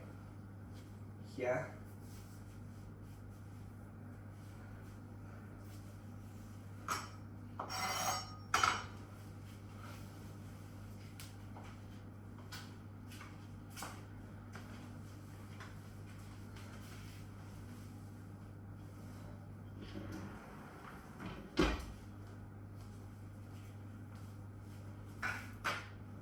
So, now, I'm gonna have a look.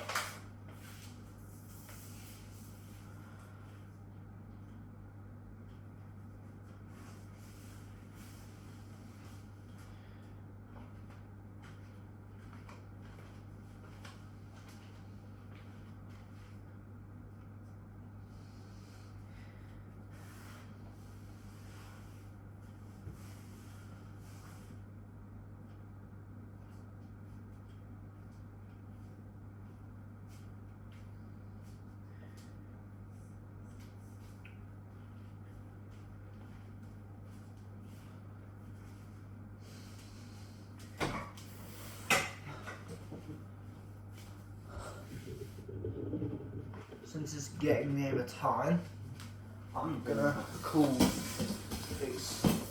do the apple crumble recipe. Well, I wouldn't start that yet because you're Okay. about to do all the layering of the lasagna. No, I'm just gonna. Are you going to do that on the table? Yeah? Yeah, on here. Yeah. So if you get the camera over on the table.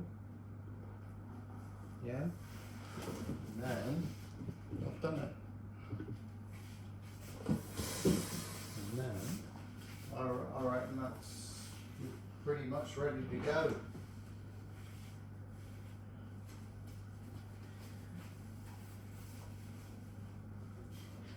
Alexa, cancel the 25-minute timer.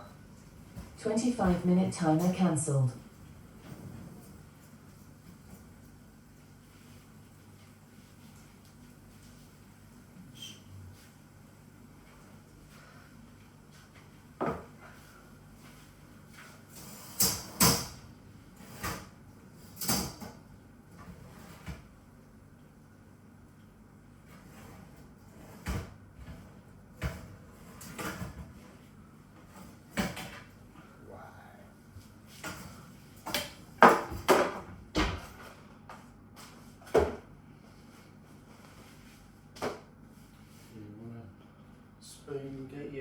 spatula and spoon all of that into there. Yeah.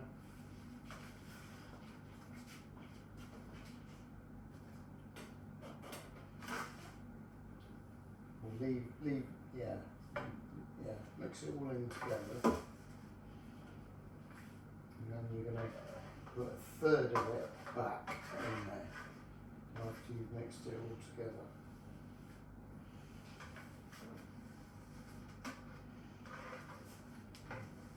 Do that, stop it spinning, you'll be able to catch the edge.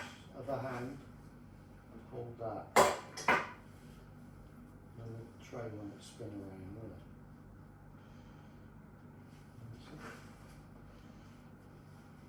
And you got it.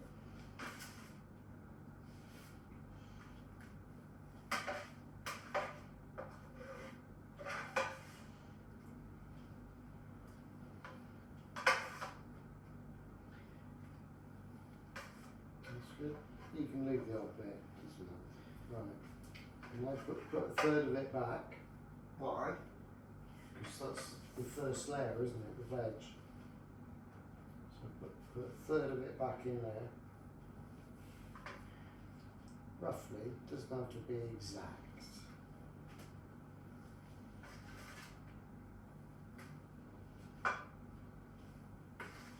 That's about a third.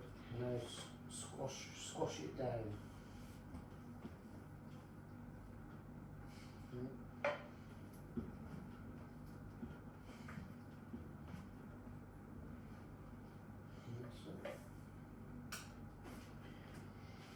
And you want a third of the sauce.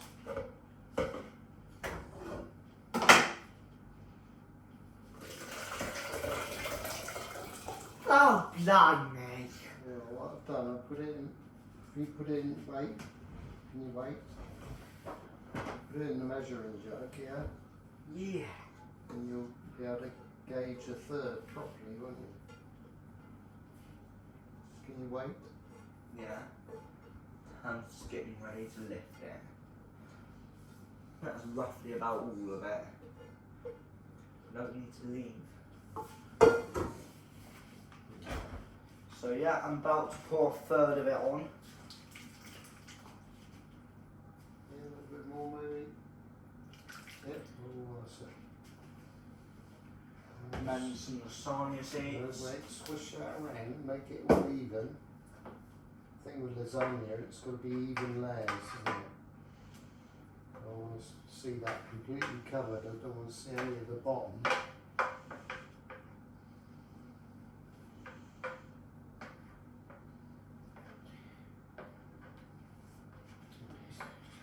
Let me show you.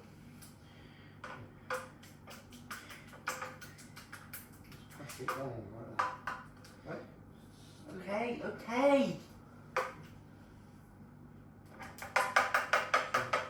That's it. Ah, that's good. Yeah, you can't see any of the base. So what's next? Lasagna seeds. Yep. We'll do the same with the white sauce. If you have it in a jug.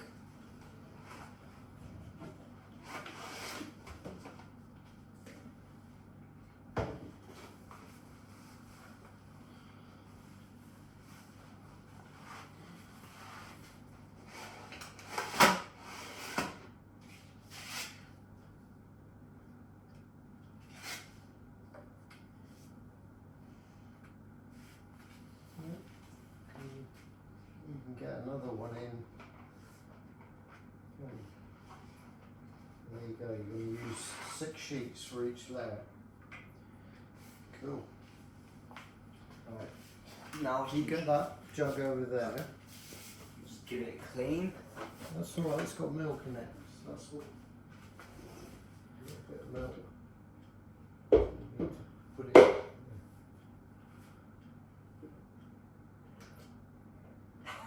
Blimey.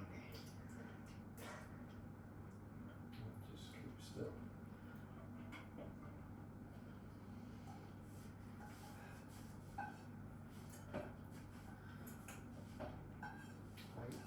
Wait. So we can debate it.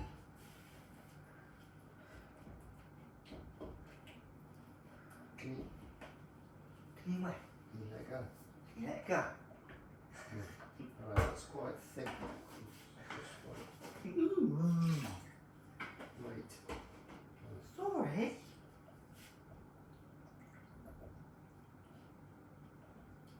Alright. Don't have to go crazy with a story. You do, James. Stop it being. Make sure it's smooth. Oh! Right. So you think you've just got to use a third of that. So you think carefully about it. Don't go. If you put too much on, you're going to ruin it. You just want pour a bit on. Ooh, that's it. And then Would you say it's about a third nearly? well, look at the. What does the measurement stick say? I can find it, so How full was it before? Yeah, let's say you don't want to do much more. You can't. well, that's enough. Well, you've got to try and get it even everywhere, haven't you? But yeah, so that's it. So that's your white sauce. So what's next?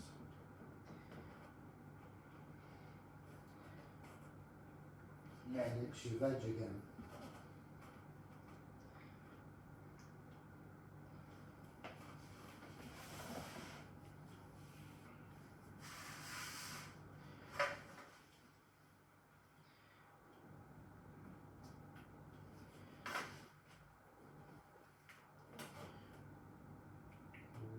What are you doing?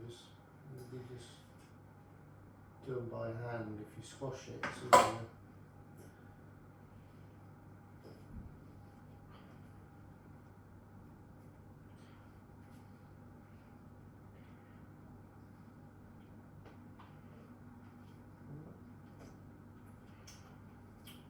And then your tomato.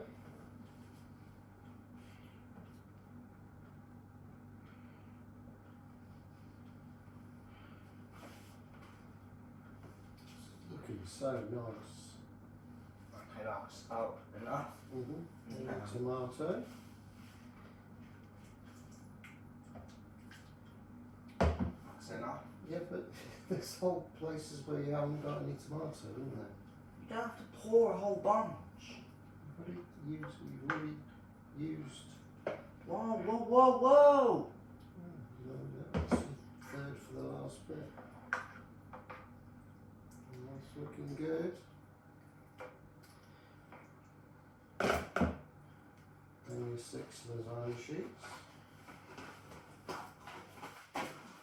You know what you're doing there, don't you?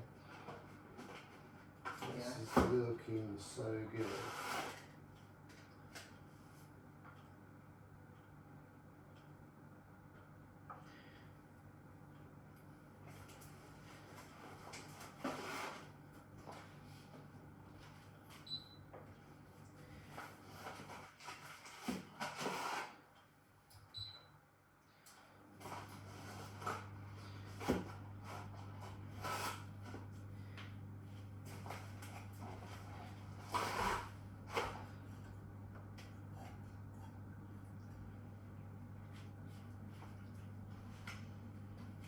And then now this sauce.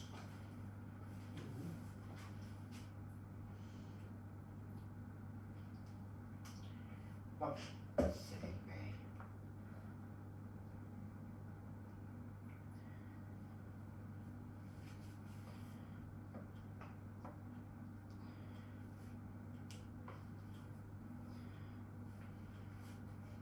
Put a little bit extra on the edges, mate.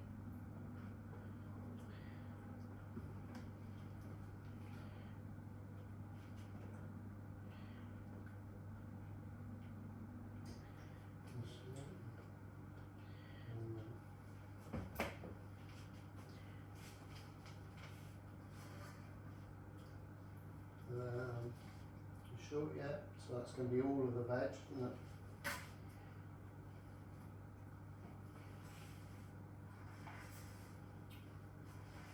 Nice and even.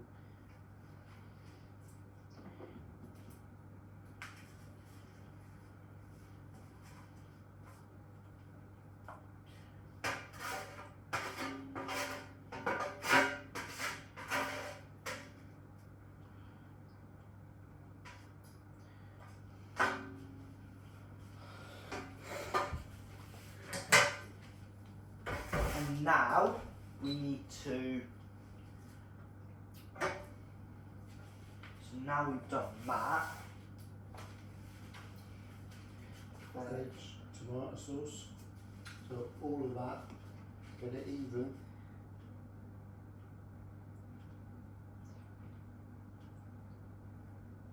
That's it. It's all going in.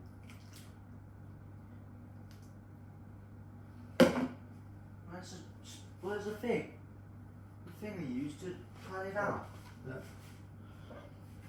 There you go.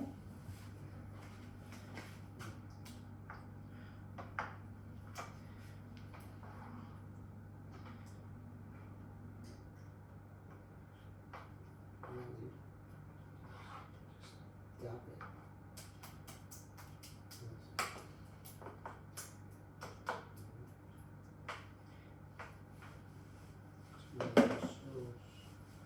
And then I need to add some mozzarella on as well. All veg. Sauce lasagna. Nice white sauce. Yes. Oh yeah, it's the lasagne seed and the white sauce, isn't it? Mm-hmm.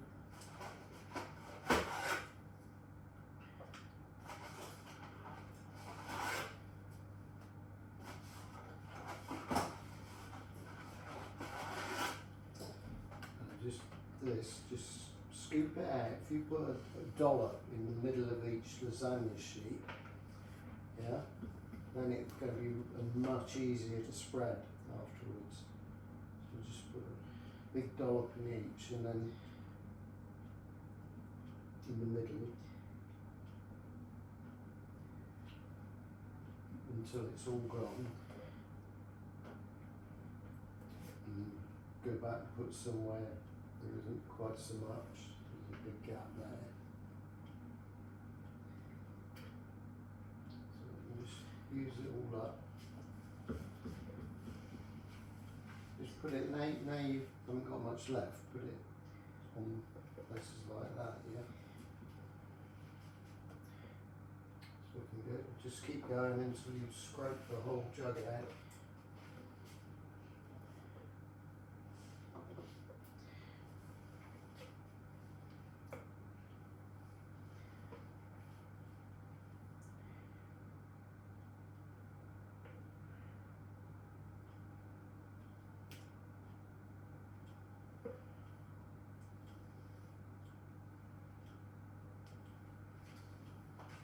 Do the last bit.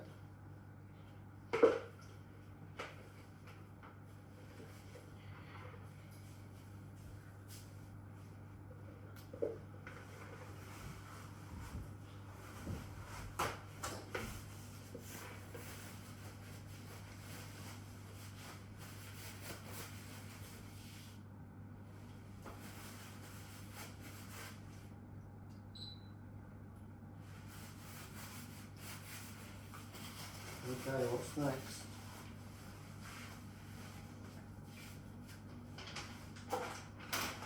Mozzarella.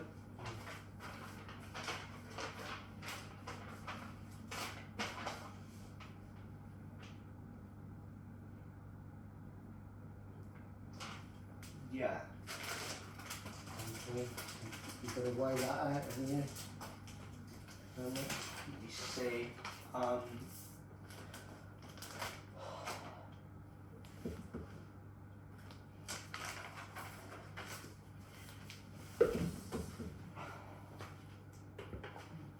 Mozzarella cheese. 125 grams. That's half the pack.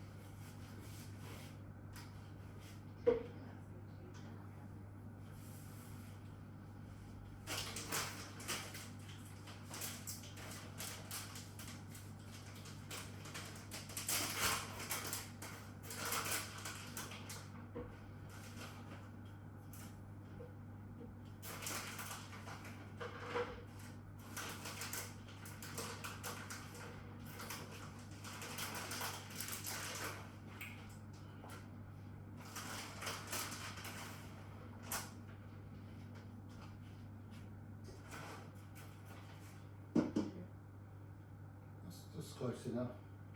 Doesn't have to be exact. That's cool.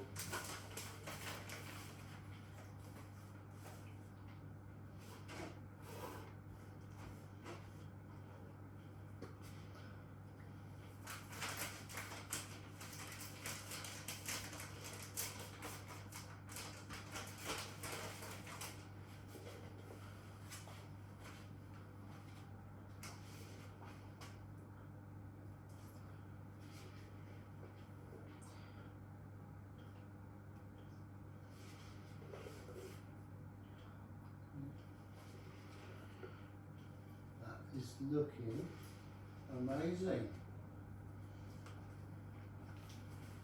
Camera.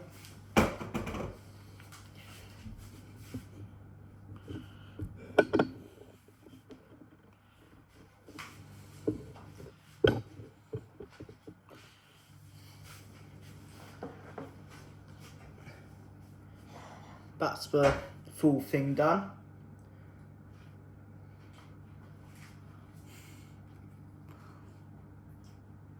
So yeah, now I'm just gonna put it in the oven.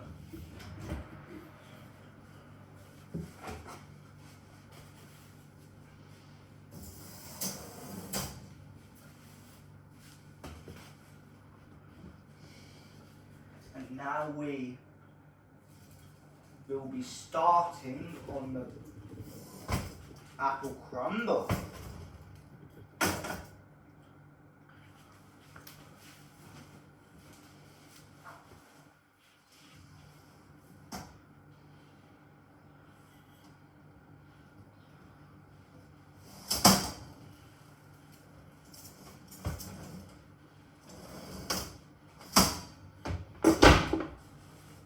So now we will be just getting everything ready for the apple crumble.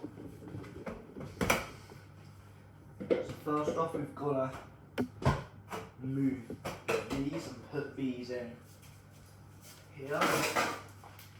And then now we've got to put all these bits down the disposal.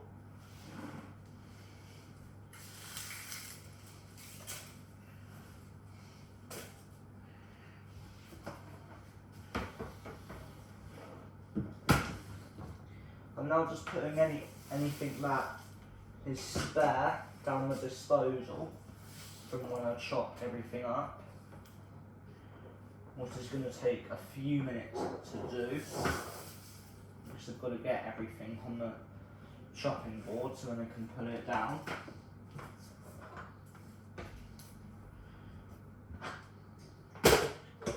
It's not just a cooking part, but in my GCSE exam for cooking, I do have to do washing up and cleaning up as well. So I do cooking, and then once the food is in the oven, I just have to do washing up.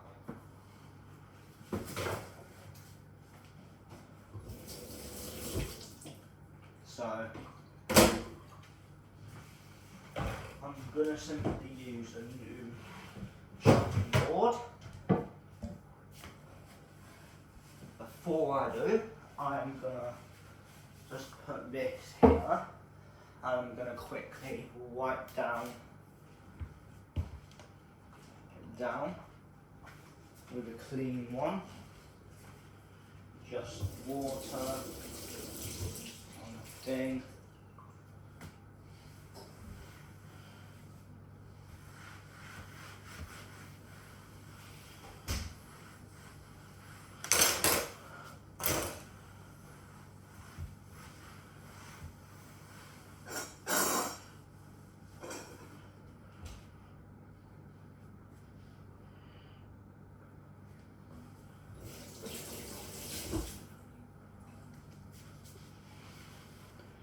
So now I've got the new chopping board for the apple crumble. So yeah, for it I need 3 medium cranberry apples. So here are the medium apples.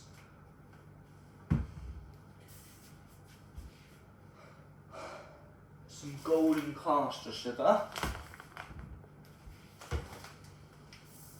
some demerara sugar,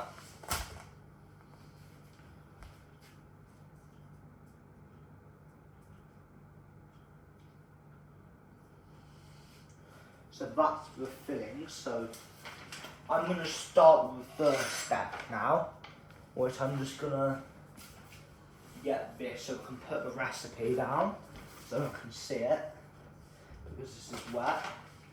So I need to move these. First off, I need to chop it off, but I'm going to give this knife a quick rinse. In fact, I am going to use a different knife because I feel like I need a sharp one.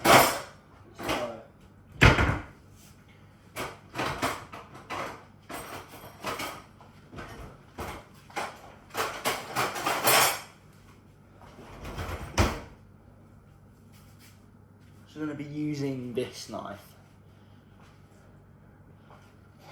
So, yeah, I first need to take the label off. Wait, hold up. Hang on. How long is this good for? Oh yeah, it takes about an hour, so. Alexa, set a timer for 1 hour. 1 hour, starting now. It's been 10 minutes since it was in, wasn't it? Or around that? Mm-hmm. How long has it got to cook? 1 hour and 10 minutes. Oh, okay. So, yeah, well, it's 6:30, so 7:30 then.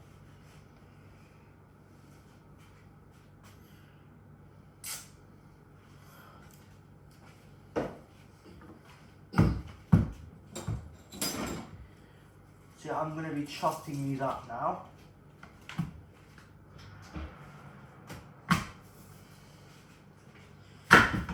Blimey. Blimey, that's stressed me out. Yeah, you want to peel them with the peeler first. Oh. I think so.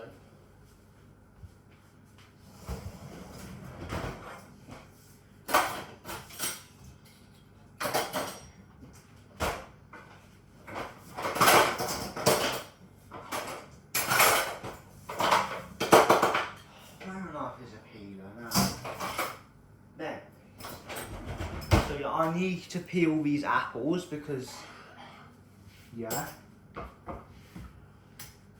So yeah, feel free to skip like 10 minutes after, because let's be honest, no one's gonna watch me peel apples for a full time. So.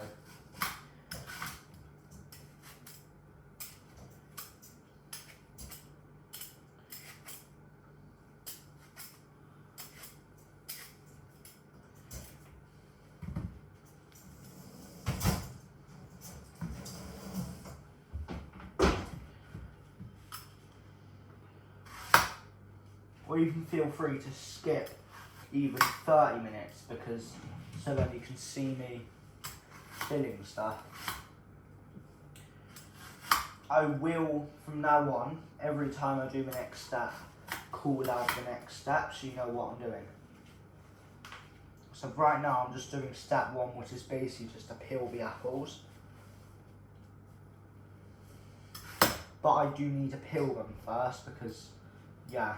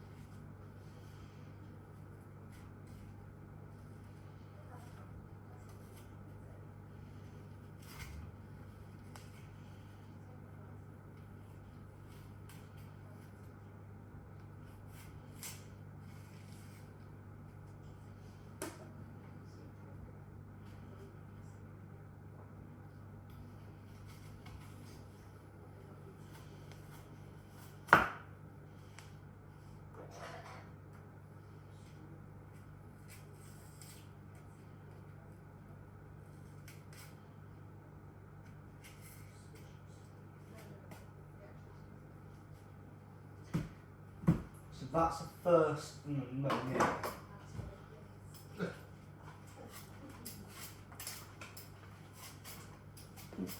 Excuse me, James. Spin the glass.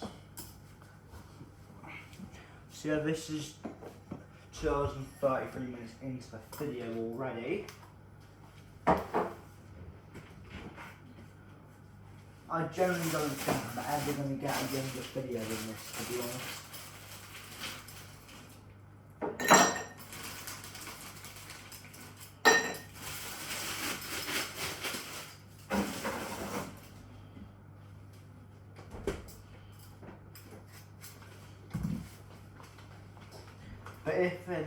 But if I do manage to beat this video, then I'll be very surprised.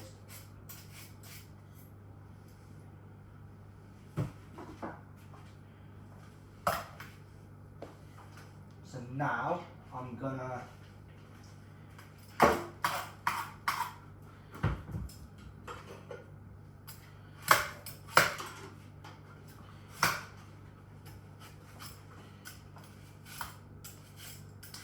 Gavin, can you cut these weird parts out, please, with a knife? Yeah.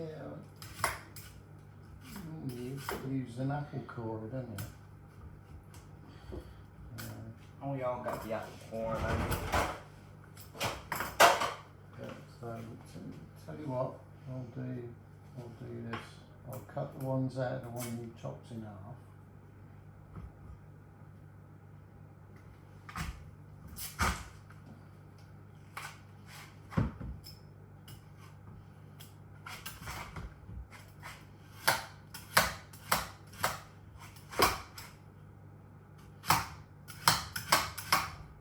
Do that one.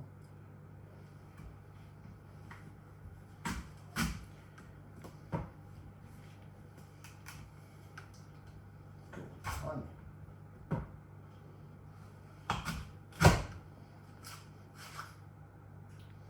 That's the worst of it.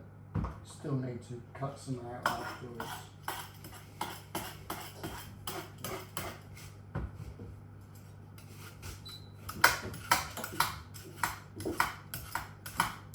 Alexa, how long is left on the timer?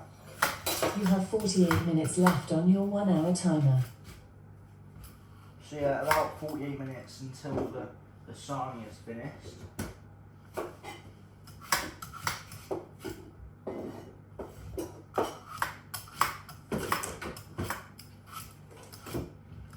The thing with the skin peeler is, or the cool peeler, if you do it too hard and it hits your skin, you can generally cut yourself. So to start off with, you don't want to go too fast. Maybe start by doing some small potatoes and peeling it really slowly. And when you feel more confident to peel small things and do it quicker like this, then without hurting yourself, then you'll be able to get it done a lot quicker.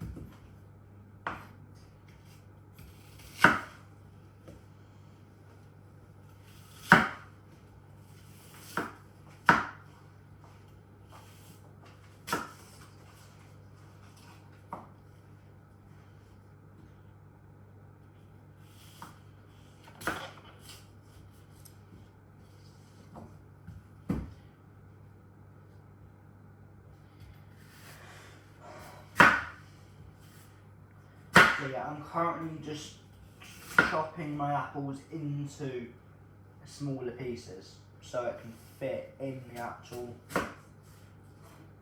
thing.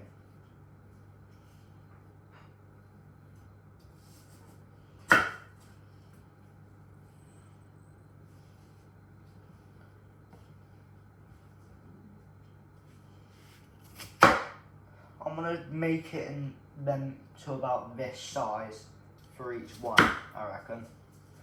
Around that sort of size.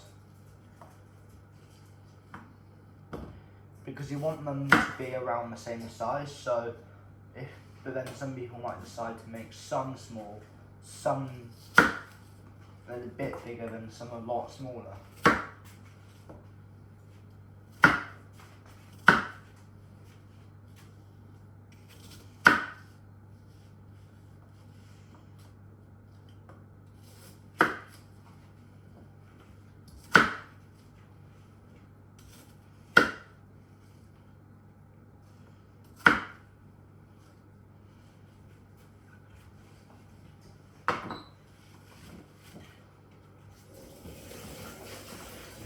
Next, so how long is left on the timer?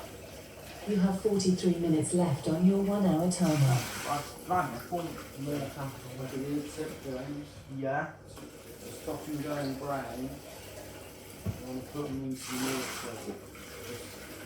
If you get busy doing something else, they're all going to go brown. Is that the water for it? Yeah. No, not that. It's the apple that you've peeled. Yeah. To stop it going brown. Why do you keep tipping it? I want to be sure it's clean. There you go. No, not those. The apples that you've chopped. Okay. It's ready to go in. And make sure no rubbish goes in. That's it.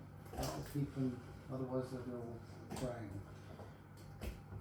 That's it. You got it.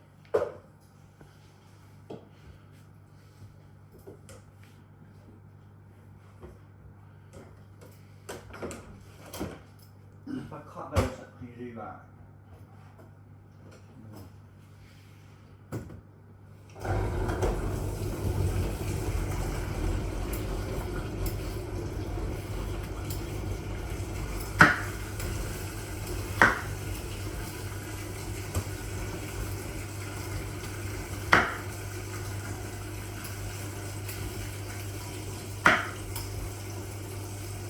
Honestly, guys, feel free to skip as much time as you want because it generally is boring just sitting and watching you chop stuff up for 45 minutes.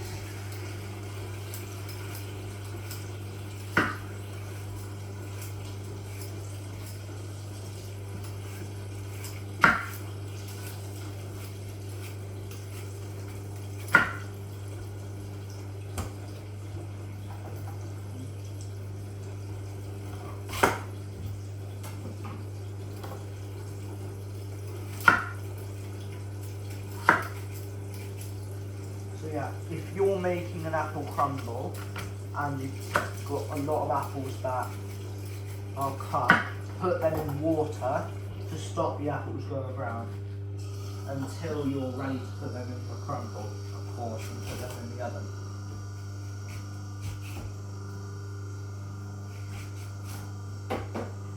Alright, so I've chopped them all up now.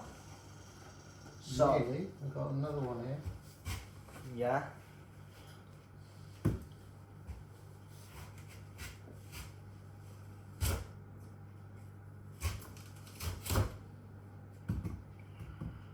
So yeah, I've got this last apple I need to chop up, and then I'll be on to the next step.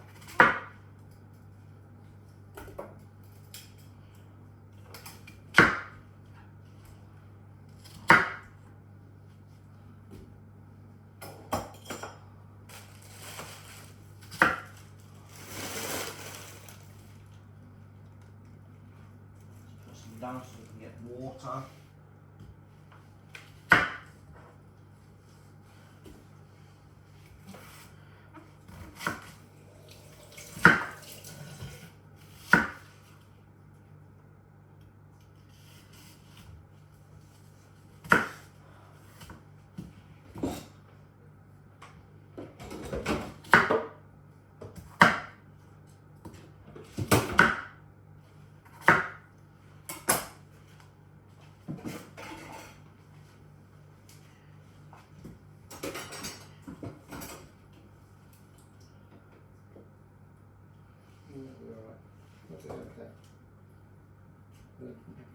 little small plate over the top.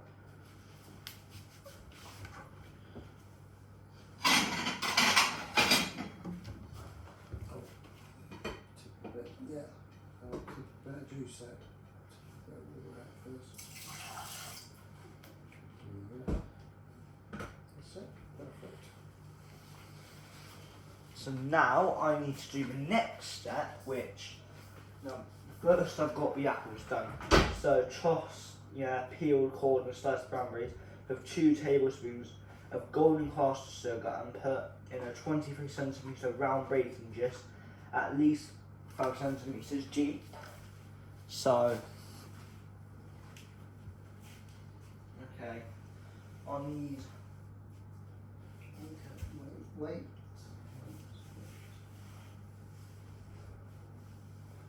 How deep? At least 5 centimetres apparently. Well, that's a lot, so it needs to be quite deep. You're going to need.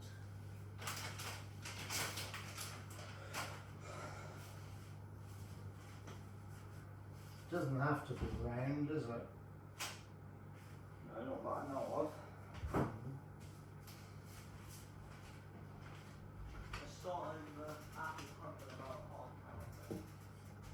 Okay.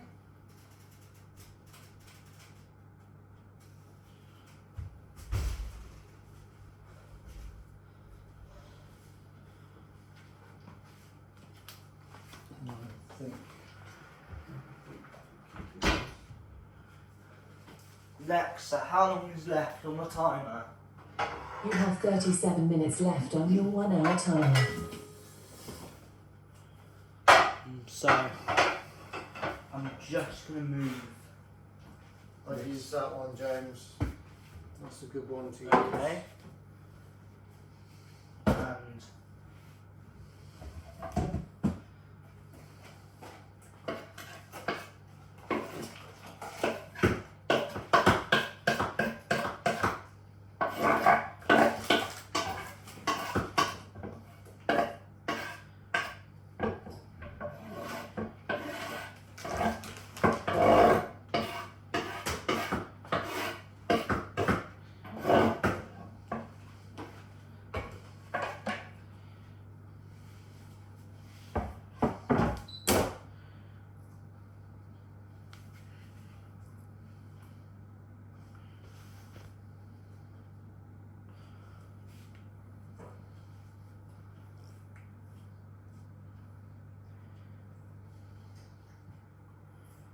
it does take your parents a lot of trust to be able to trust you to use the oven on your own, or in general just to use a microwave or a toaster on your own.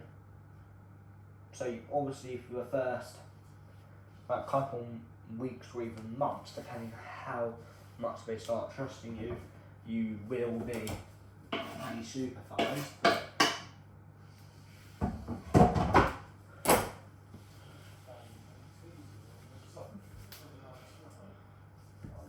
So now I need to put the apples with 2 tablespoons of caster sugar in here. So, now I'm going to show you this step. Which, as you can see, that's. I'm just going to move it back a bit so you can see better. So, yeah, and because it's not that professional, I'm just gonna quickly wipe all this up.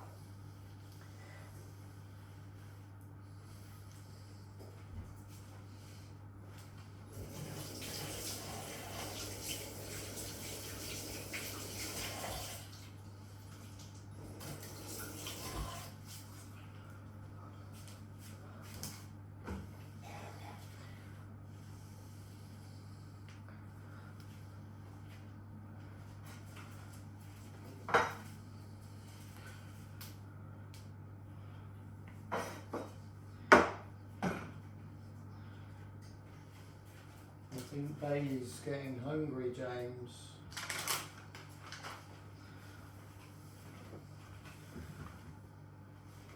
feed him? Yeah, I'm going to. He said you're taking too long. He wants his dinner.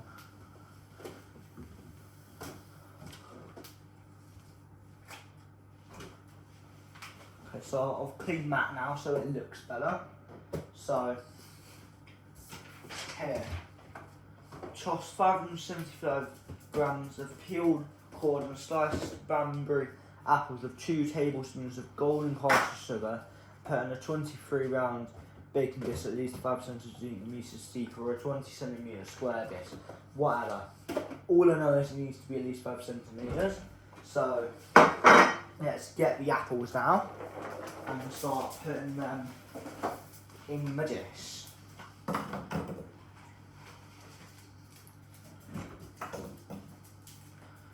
Oh no, that's a weird bit. I'm gonna leave it out for now.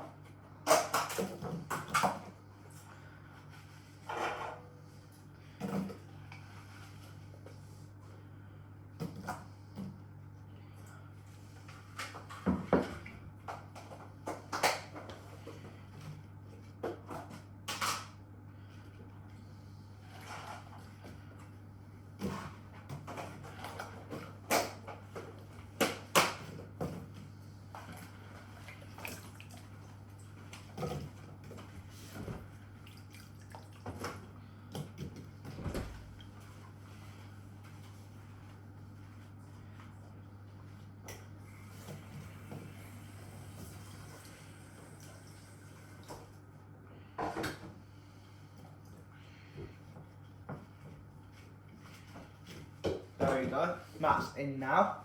And then I also do need 2 tablespoons of golden caster sugar. So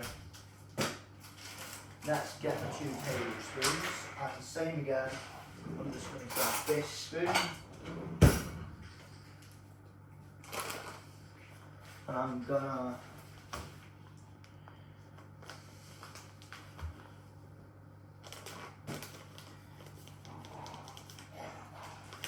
so it's better, so it's easier to see when you grab some of these tablespoon, as you can see. So instead of this, I'm going to use the kind of other version of it. So golden caster sugar, I need to have a look to see how it so says that it should be. So yeah, I'm just gonna spread it around because that's probably realistically how it's supposed to be. So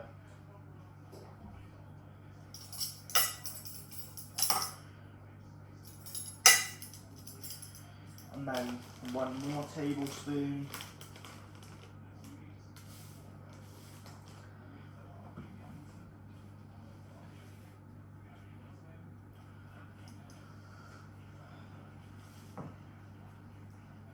So I need to work out a way to kind of separate it because there's absolutely none here and there's an absolute bunch over here. So I'm just going to grab like another half and just sprinkle it around here.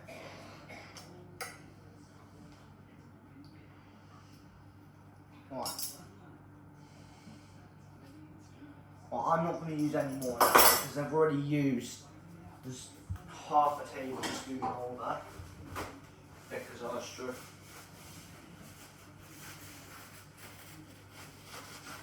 So now, next step after that is, so first off, I'm kind of stuck here because there's genuinely, this is 190 degrees, but the other one is 180 and now it's down to 155 because I don't know why my dad must have did that. But yeah, but anyway, I can move this water out of the way now.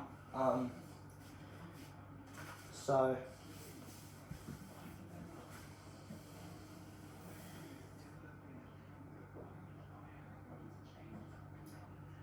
Okay, I need to press it down with my hand, it says, because it says toss 575 grams peeled, cored and sliced cranberry apples with 2 tablespoons golden caster sugar and put in a 23 centimetre round baking dish at least 5 centimetres deep or a 20 centimetre square dish. Flatten down with your hand to prevent too much crumble through and falling through. So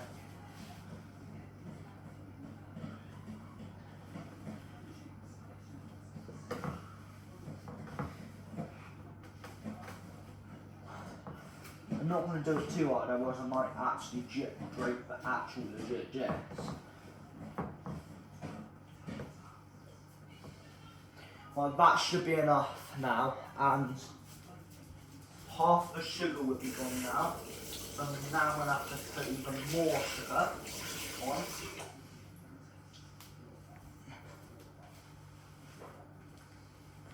You don't want it too sugary, but you don't want it too sugary and sweet, but you want it enough sugary and sweet so it tastes like an apple crumble.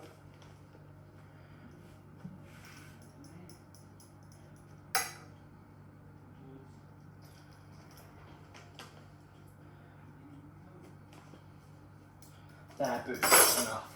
So, yeah.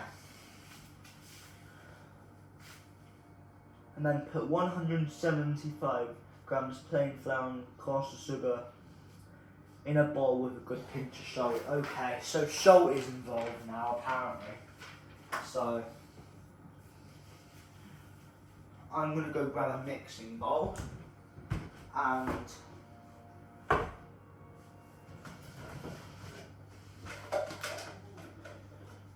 first, no, I've changed my mind.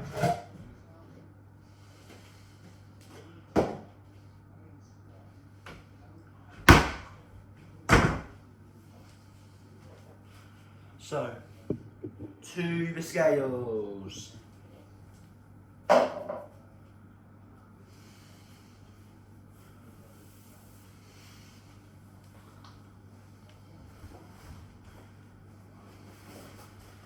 I don't know if this is a good idea, but just to kind of stop all the apples going dry, I'm just going to put some of this on it, on top for now, so the apples don't dry out. And yeah, this kitchen's a right mess so far, but plain flour, 175 grams, so I need to now turn it on and zero it. So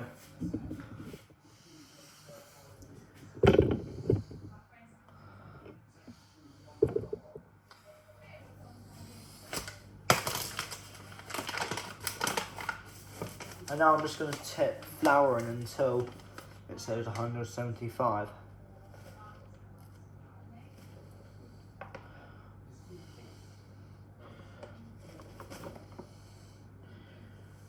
So now I need to tip quite a bit back in.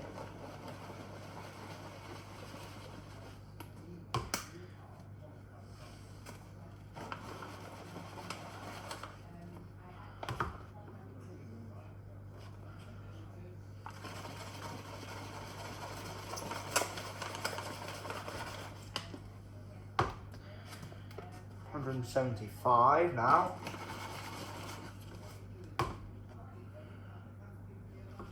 Okay, 184 grams is pretty much dead on. So now it says as I need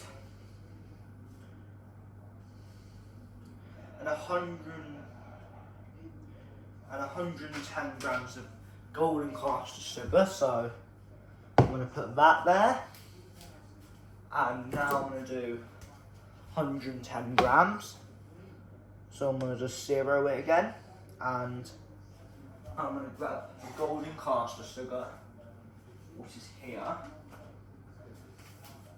and now I need less,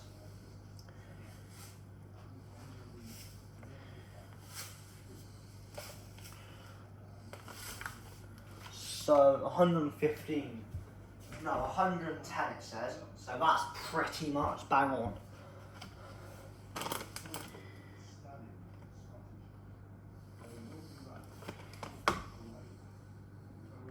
112, that's pretty much bang on again, so yeah, and now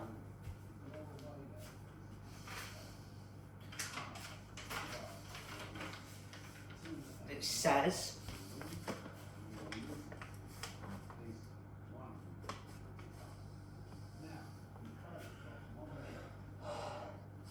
so I'm gonna go put these over here, and I'm gonna grab a bowl as well, out from here, out from the cupboard.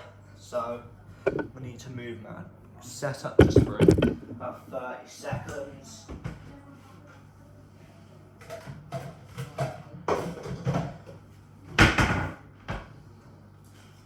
And then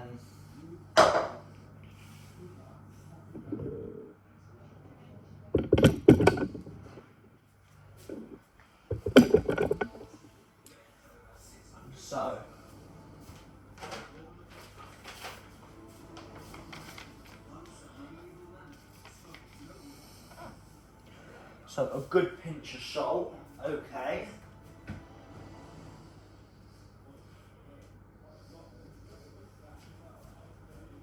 Gavin, this is a salt, isn't it? This is a salt, isn't it? It says a good pinch of salt.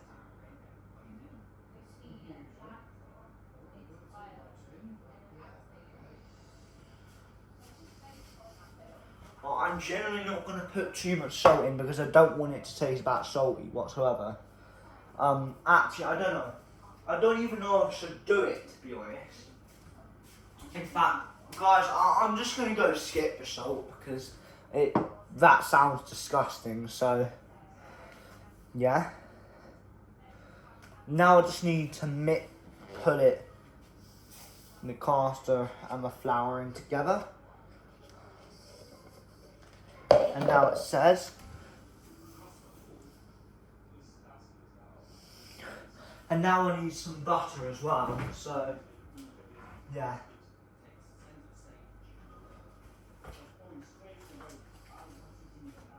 I'm gonna need another one. So again, I need another, to save washing up, I'm just gonna grab this one and just quickly clean it and then dry it.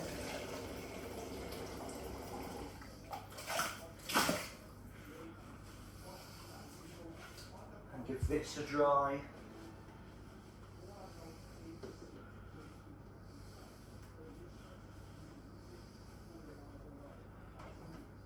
Now, so 110 grams of butter, so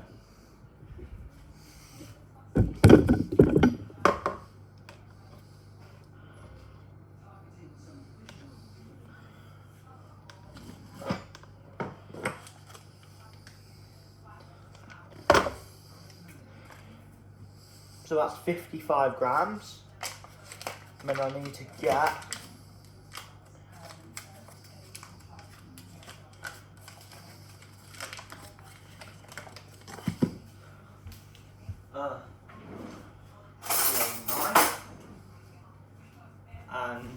a knife that you use to eat dinner with, and just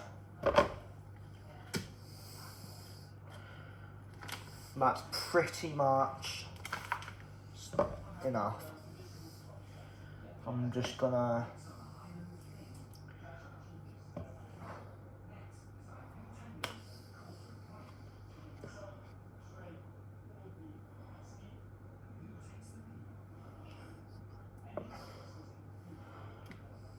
okay, that's just basically enough. So now, I know, is it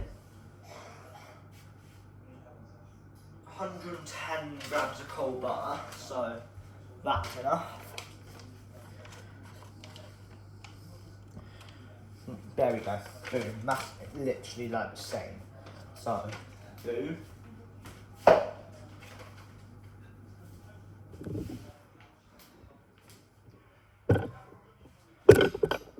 so now it says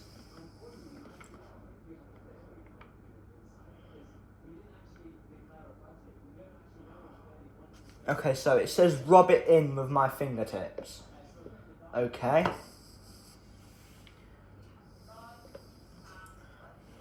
So I need to go on my hands, guys. So it's important they're clean, obviously. It looks like they're clean to me. So, yeah. So just rub it in with my fingertips until it looks like breadcrumbs. Okay.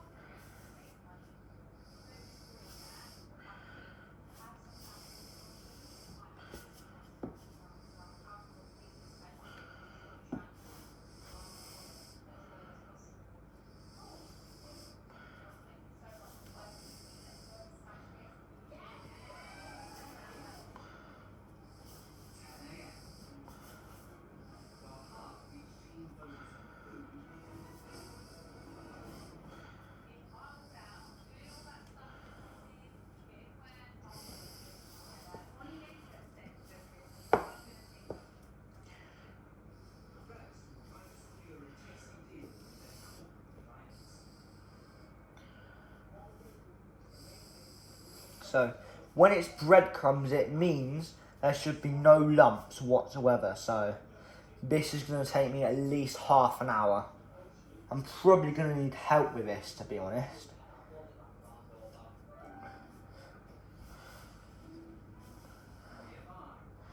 What I'm doing is I'm kind of just pressing down on it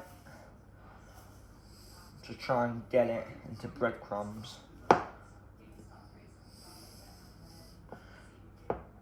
To be honest, I'm probably just going to get like something else to bash it down, to be honest.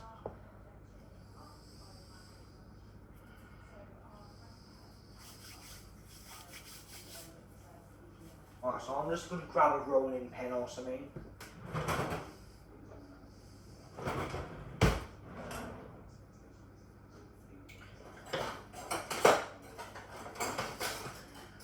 Could I just use a whisk?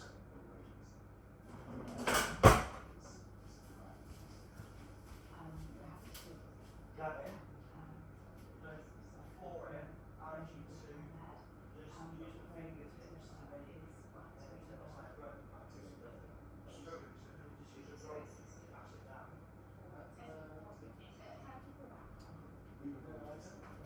You have to use your fingers.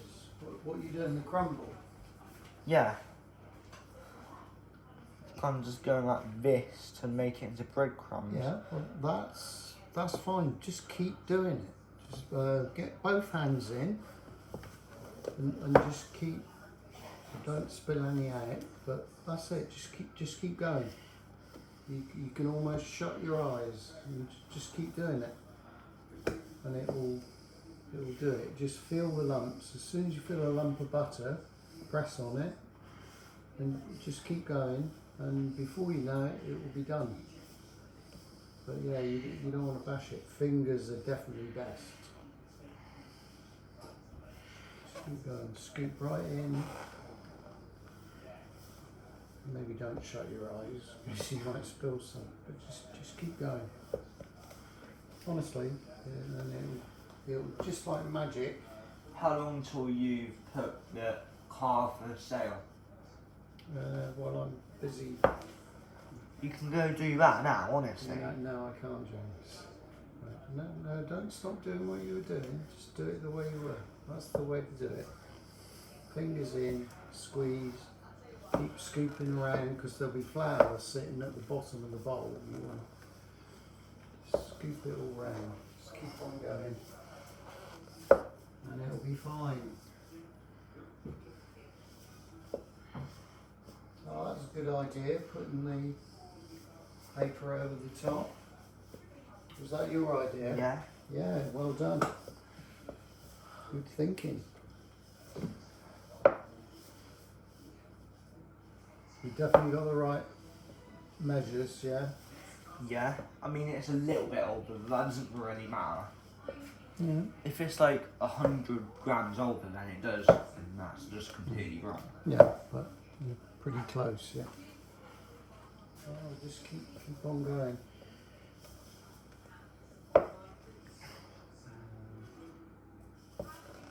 Put your bits back in that you spilled. Just getting there. Just break out those big lumps.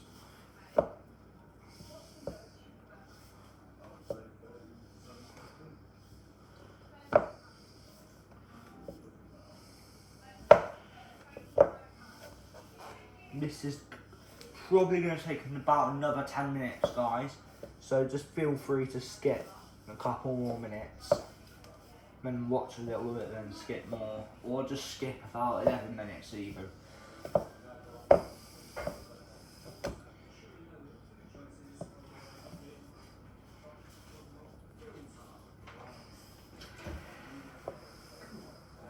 Alexa, how long is left on the now? Alexa, how long is left on the timer? You have 12 minutes left on your 1 hour timer.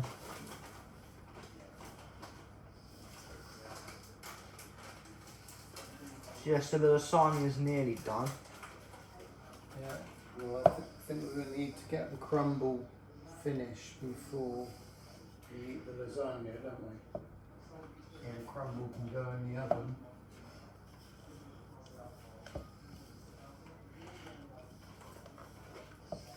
Where are the... Oh, can you pass me those, the blue and the white things, the custard sugars? The white one.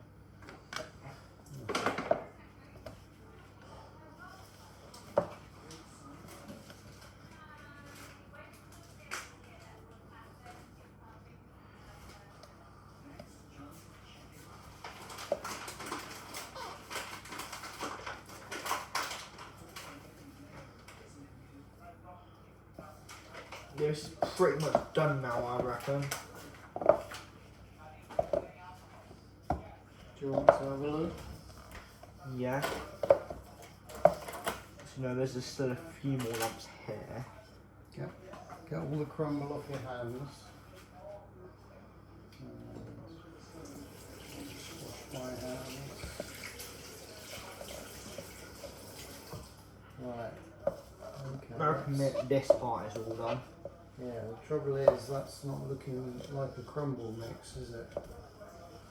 So let me have a look. Look, it's nice and consistent, which is good.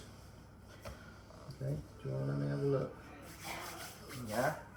I'm generally just following the recipe, so. Yeah, no, I know, but sometimes what you have to do is think, well, hang on, that's too. It's like it's too much butter. So I reckon some more flour. And the other thing It is, said 110 grams, but I did 117, so. yeah, well, it doesn't matter, James. What you have to do is look at it and think, need some more flour. Wait. But also, didn't it say about putting some oats in there? Oats? I'm sure it did somewhere. Let me have a look. Because if you put, they soak up. Oh yeah, oats. Let me Yeah. have a look. Right, we'll get some of those porridge oats out of the cupboard and put some So, them in, because they're nice in a crumble. let me have a look at the next step. Pour the crumb mix over the apples. Oh yeah, it's on step 7 when it's in the tray. So it's gently press the surface on the back of the fork. In that case then, let's just have some more flour in there. So yeah, this crumble is only going to take about another half an hour. So, yeah.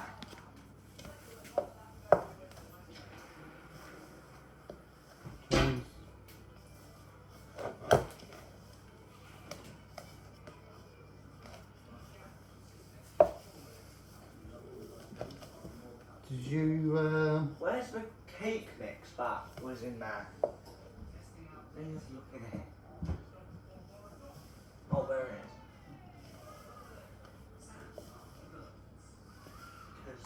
is. Right, come and have a look at this, please, James. You see what difference that's made? Adding a bit more flour? Yeah.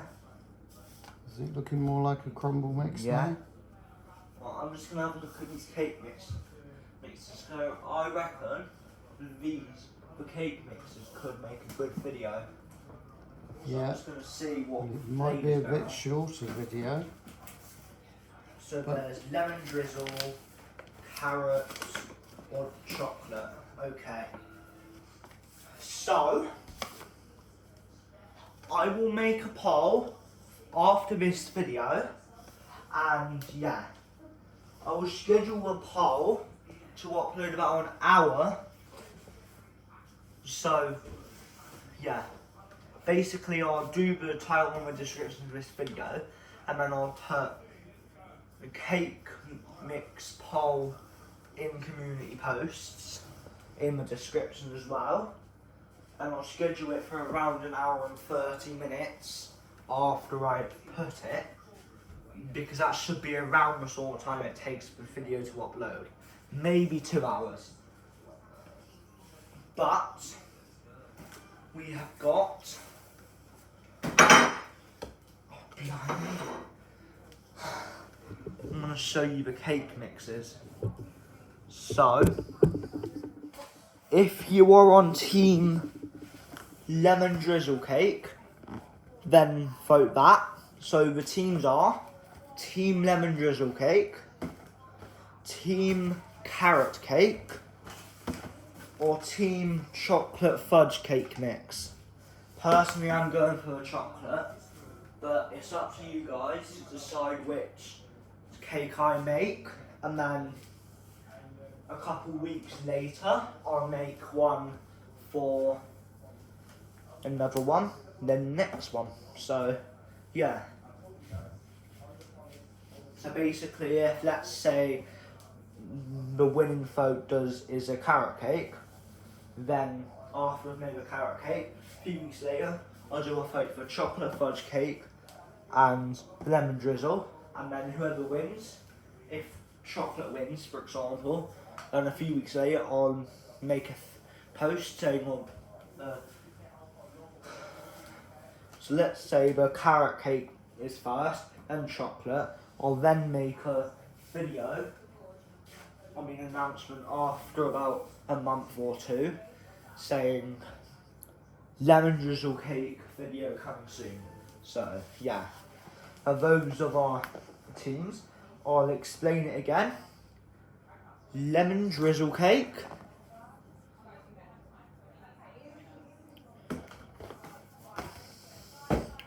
carrot cake, or chocolate fudge cake mix. So yeah.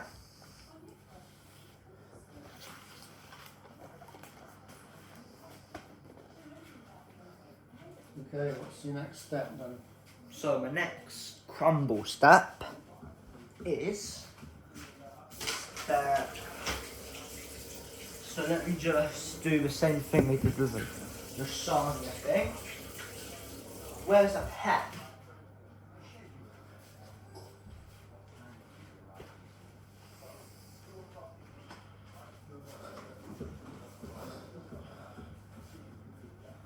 So I've done that.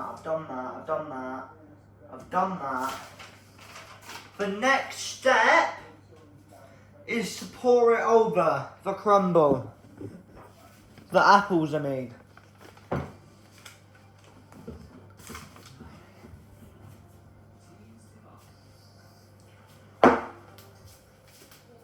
Gabby, I'm pouring it over now. Which is because that's the next step. Right, what you want to do, I think, is make sure this is...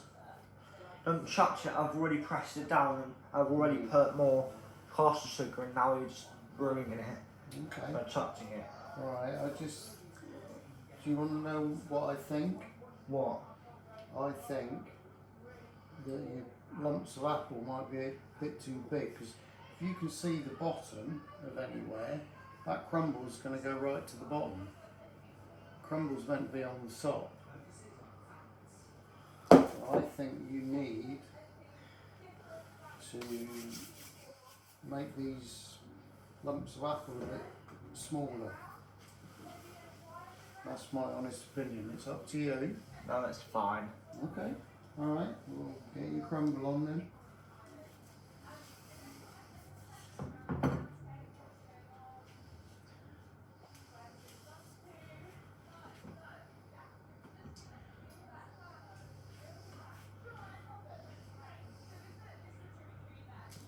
Check. Yeah. I'm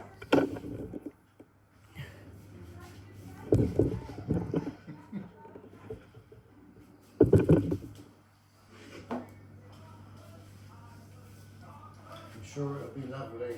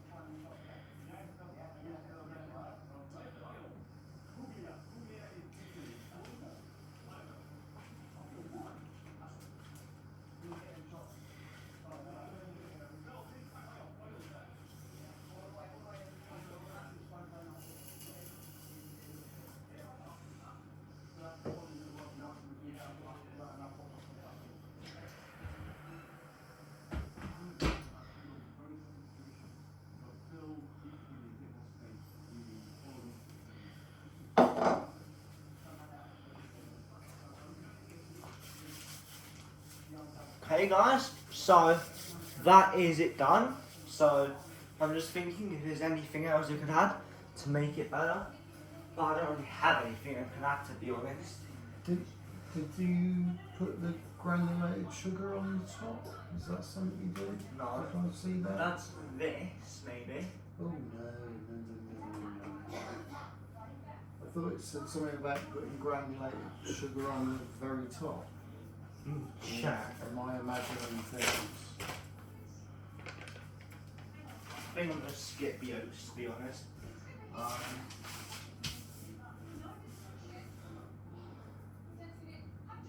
We had dinner on a sugar roll there, even if you wish. Yeah, I think that'd be good because it'll go all brown and sticky on the top, which would be nice.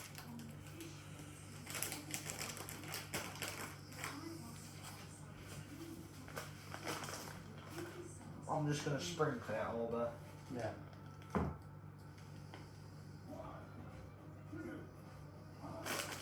Nice and even.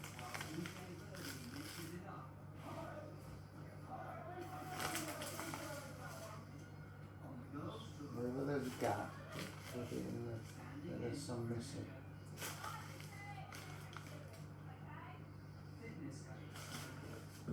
So that'll melt and go all nice and crispy and yummy.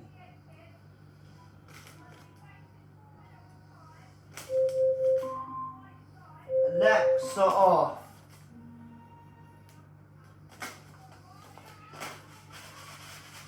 Okay, then put some more.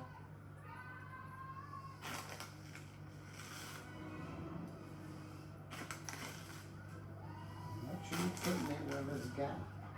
Just putting it everywhere.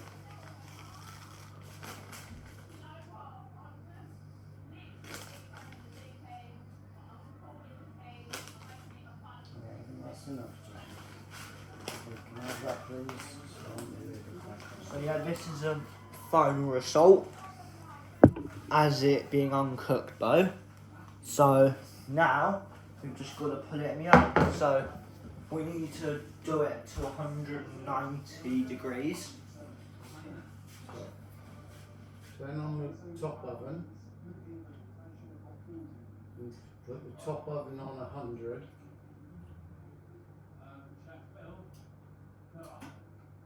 Top oven on 100 Why?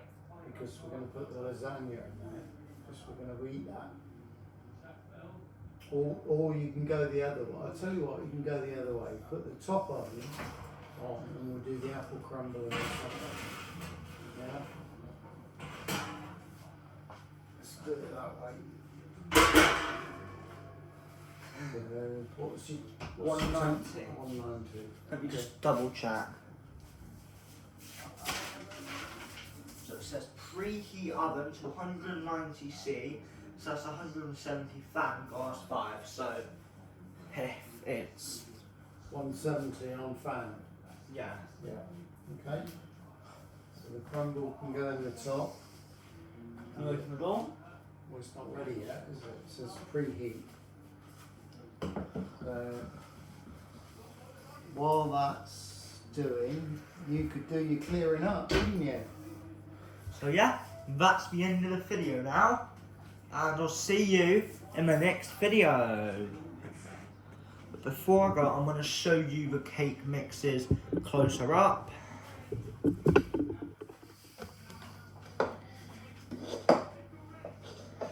Personally, I'm going to put my favourite on a stand so you can see it better. But yeah.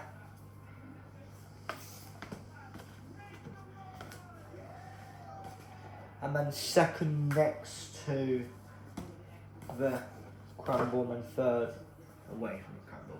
So yeah. As you can see, from my opinion, that goes on top is chocolate fudge. Then second carrot cake and then lemon drizzle. So yeah. Please vote in the poll and I'll see you in the next video. So peace out and bye.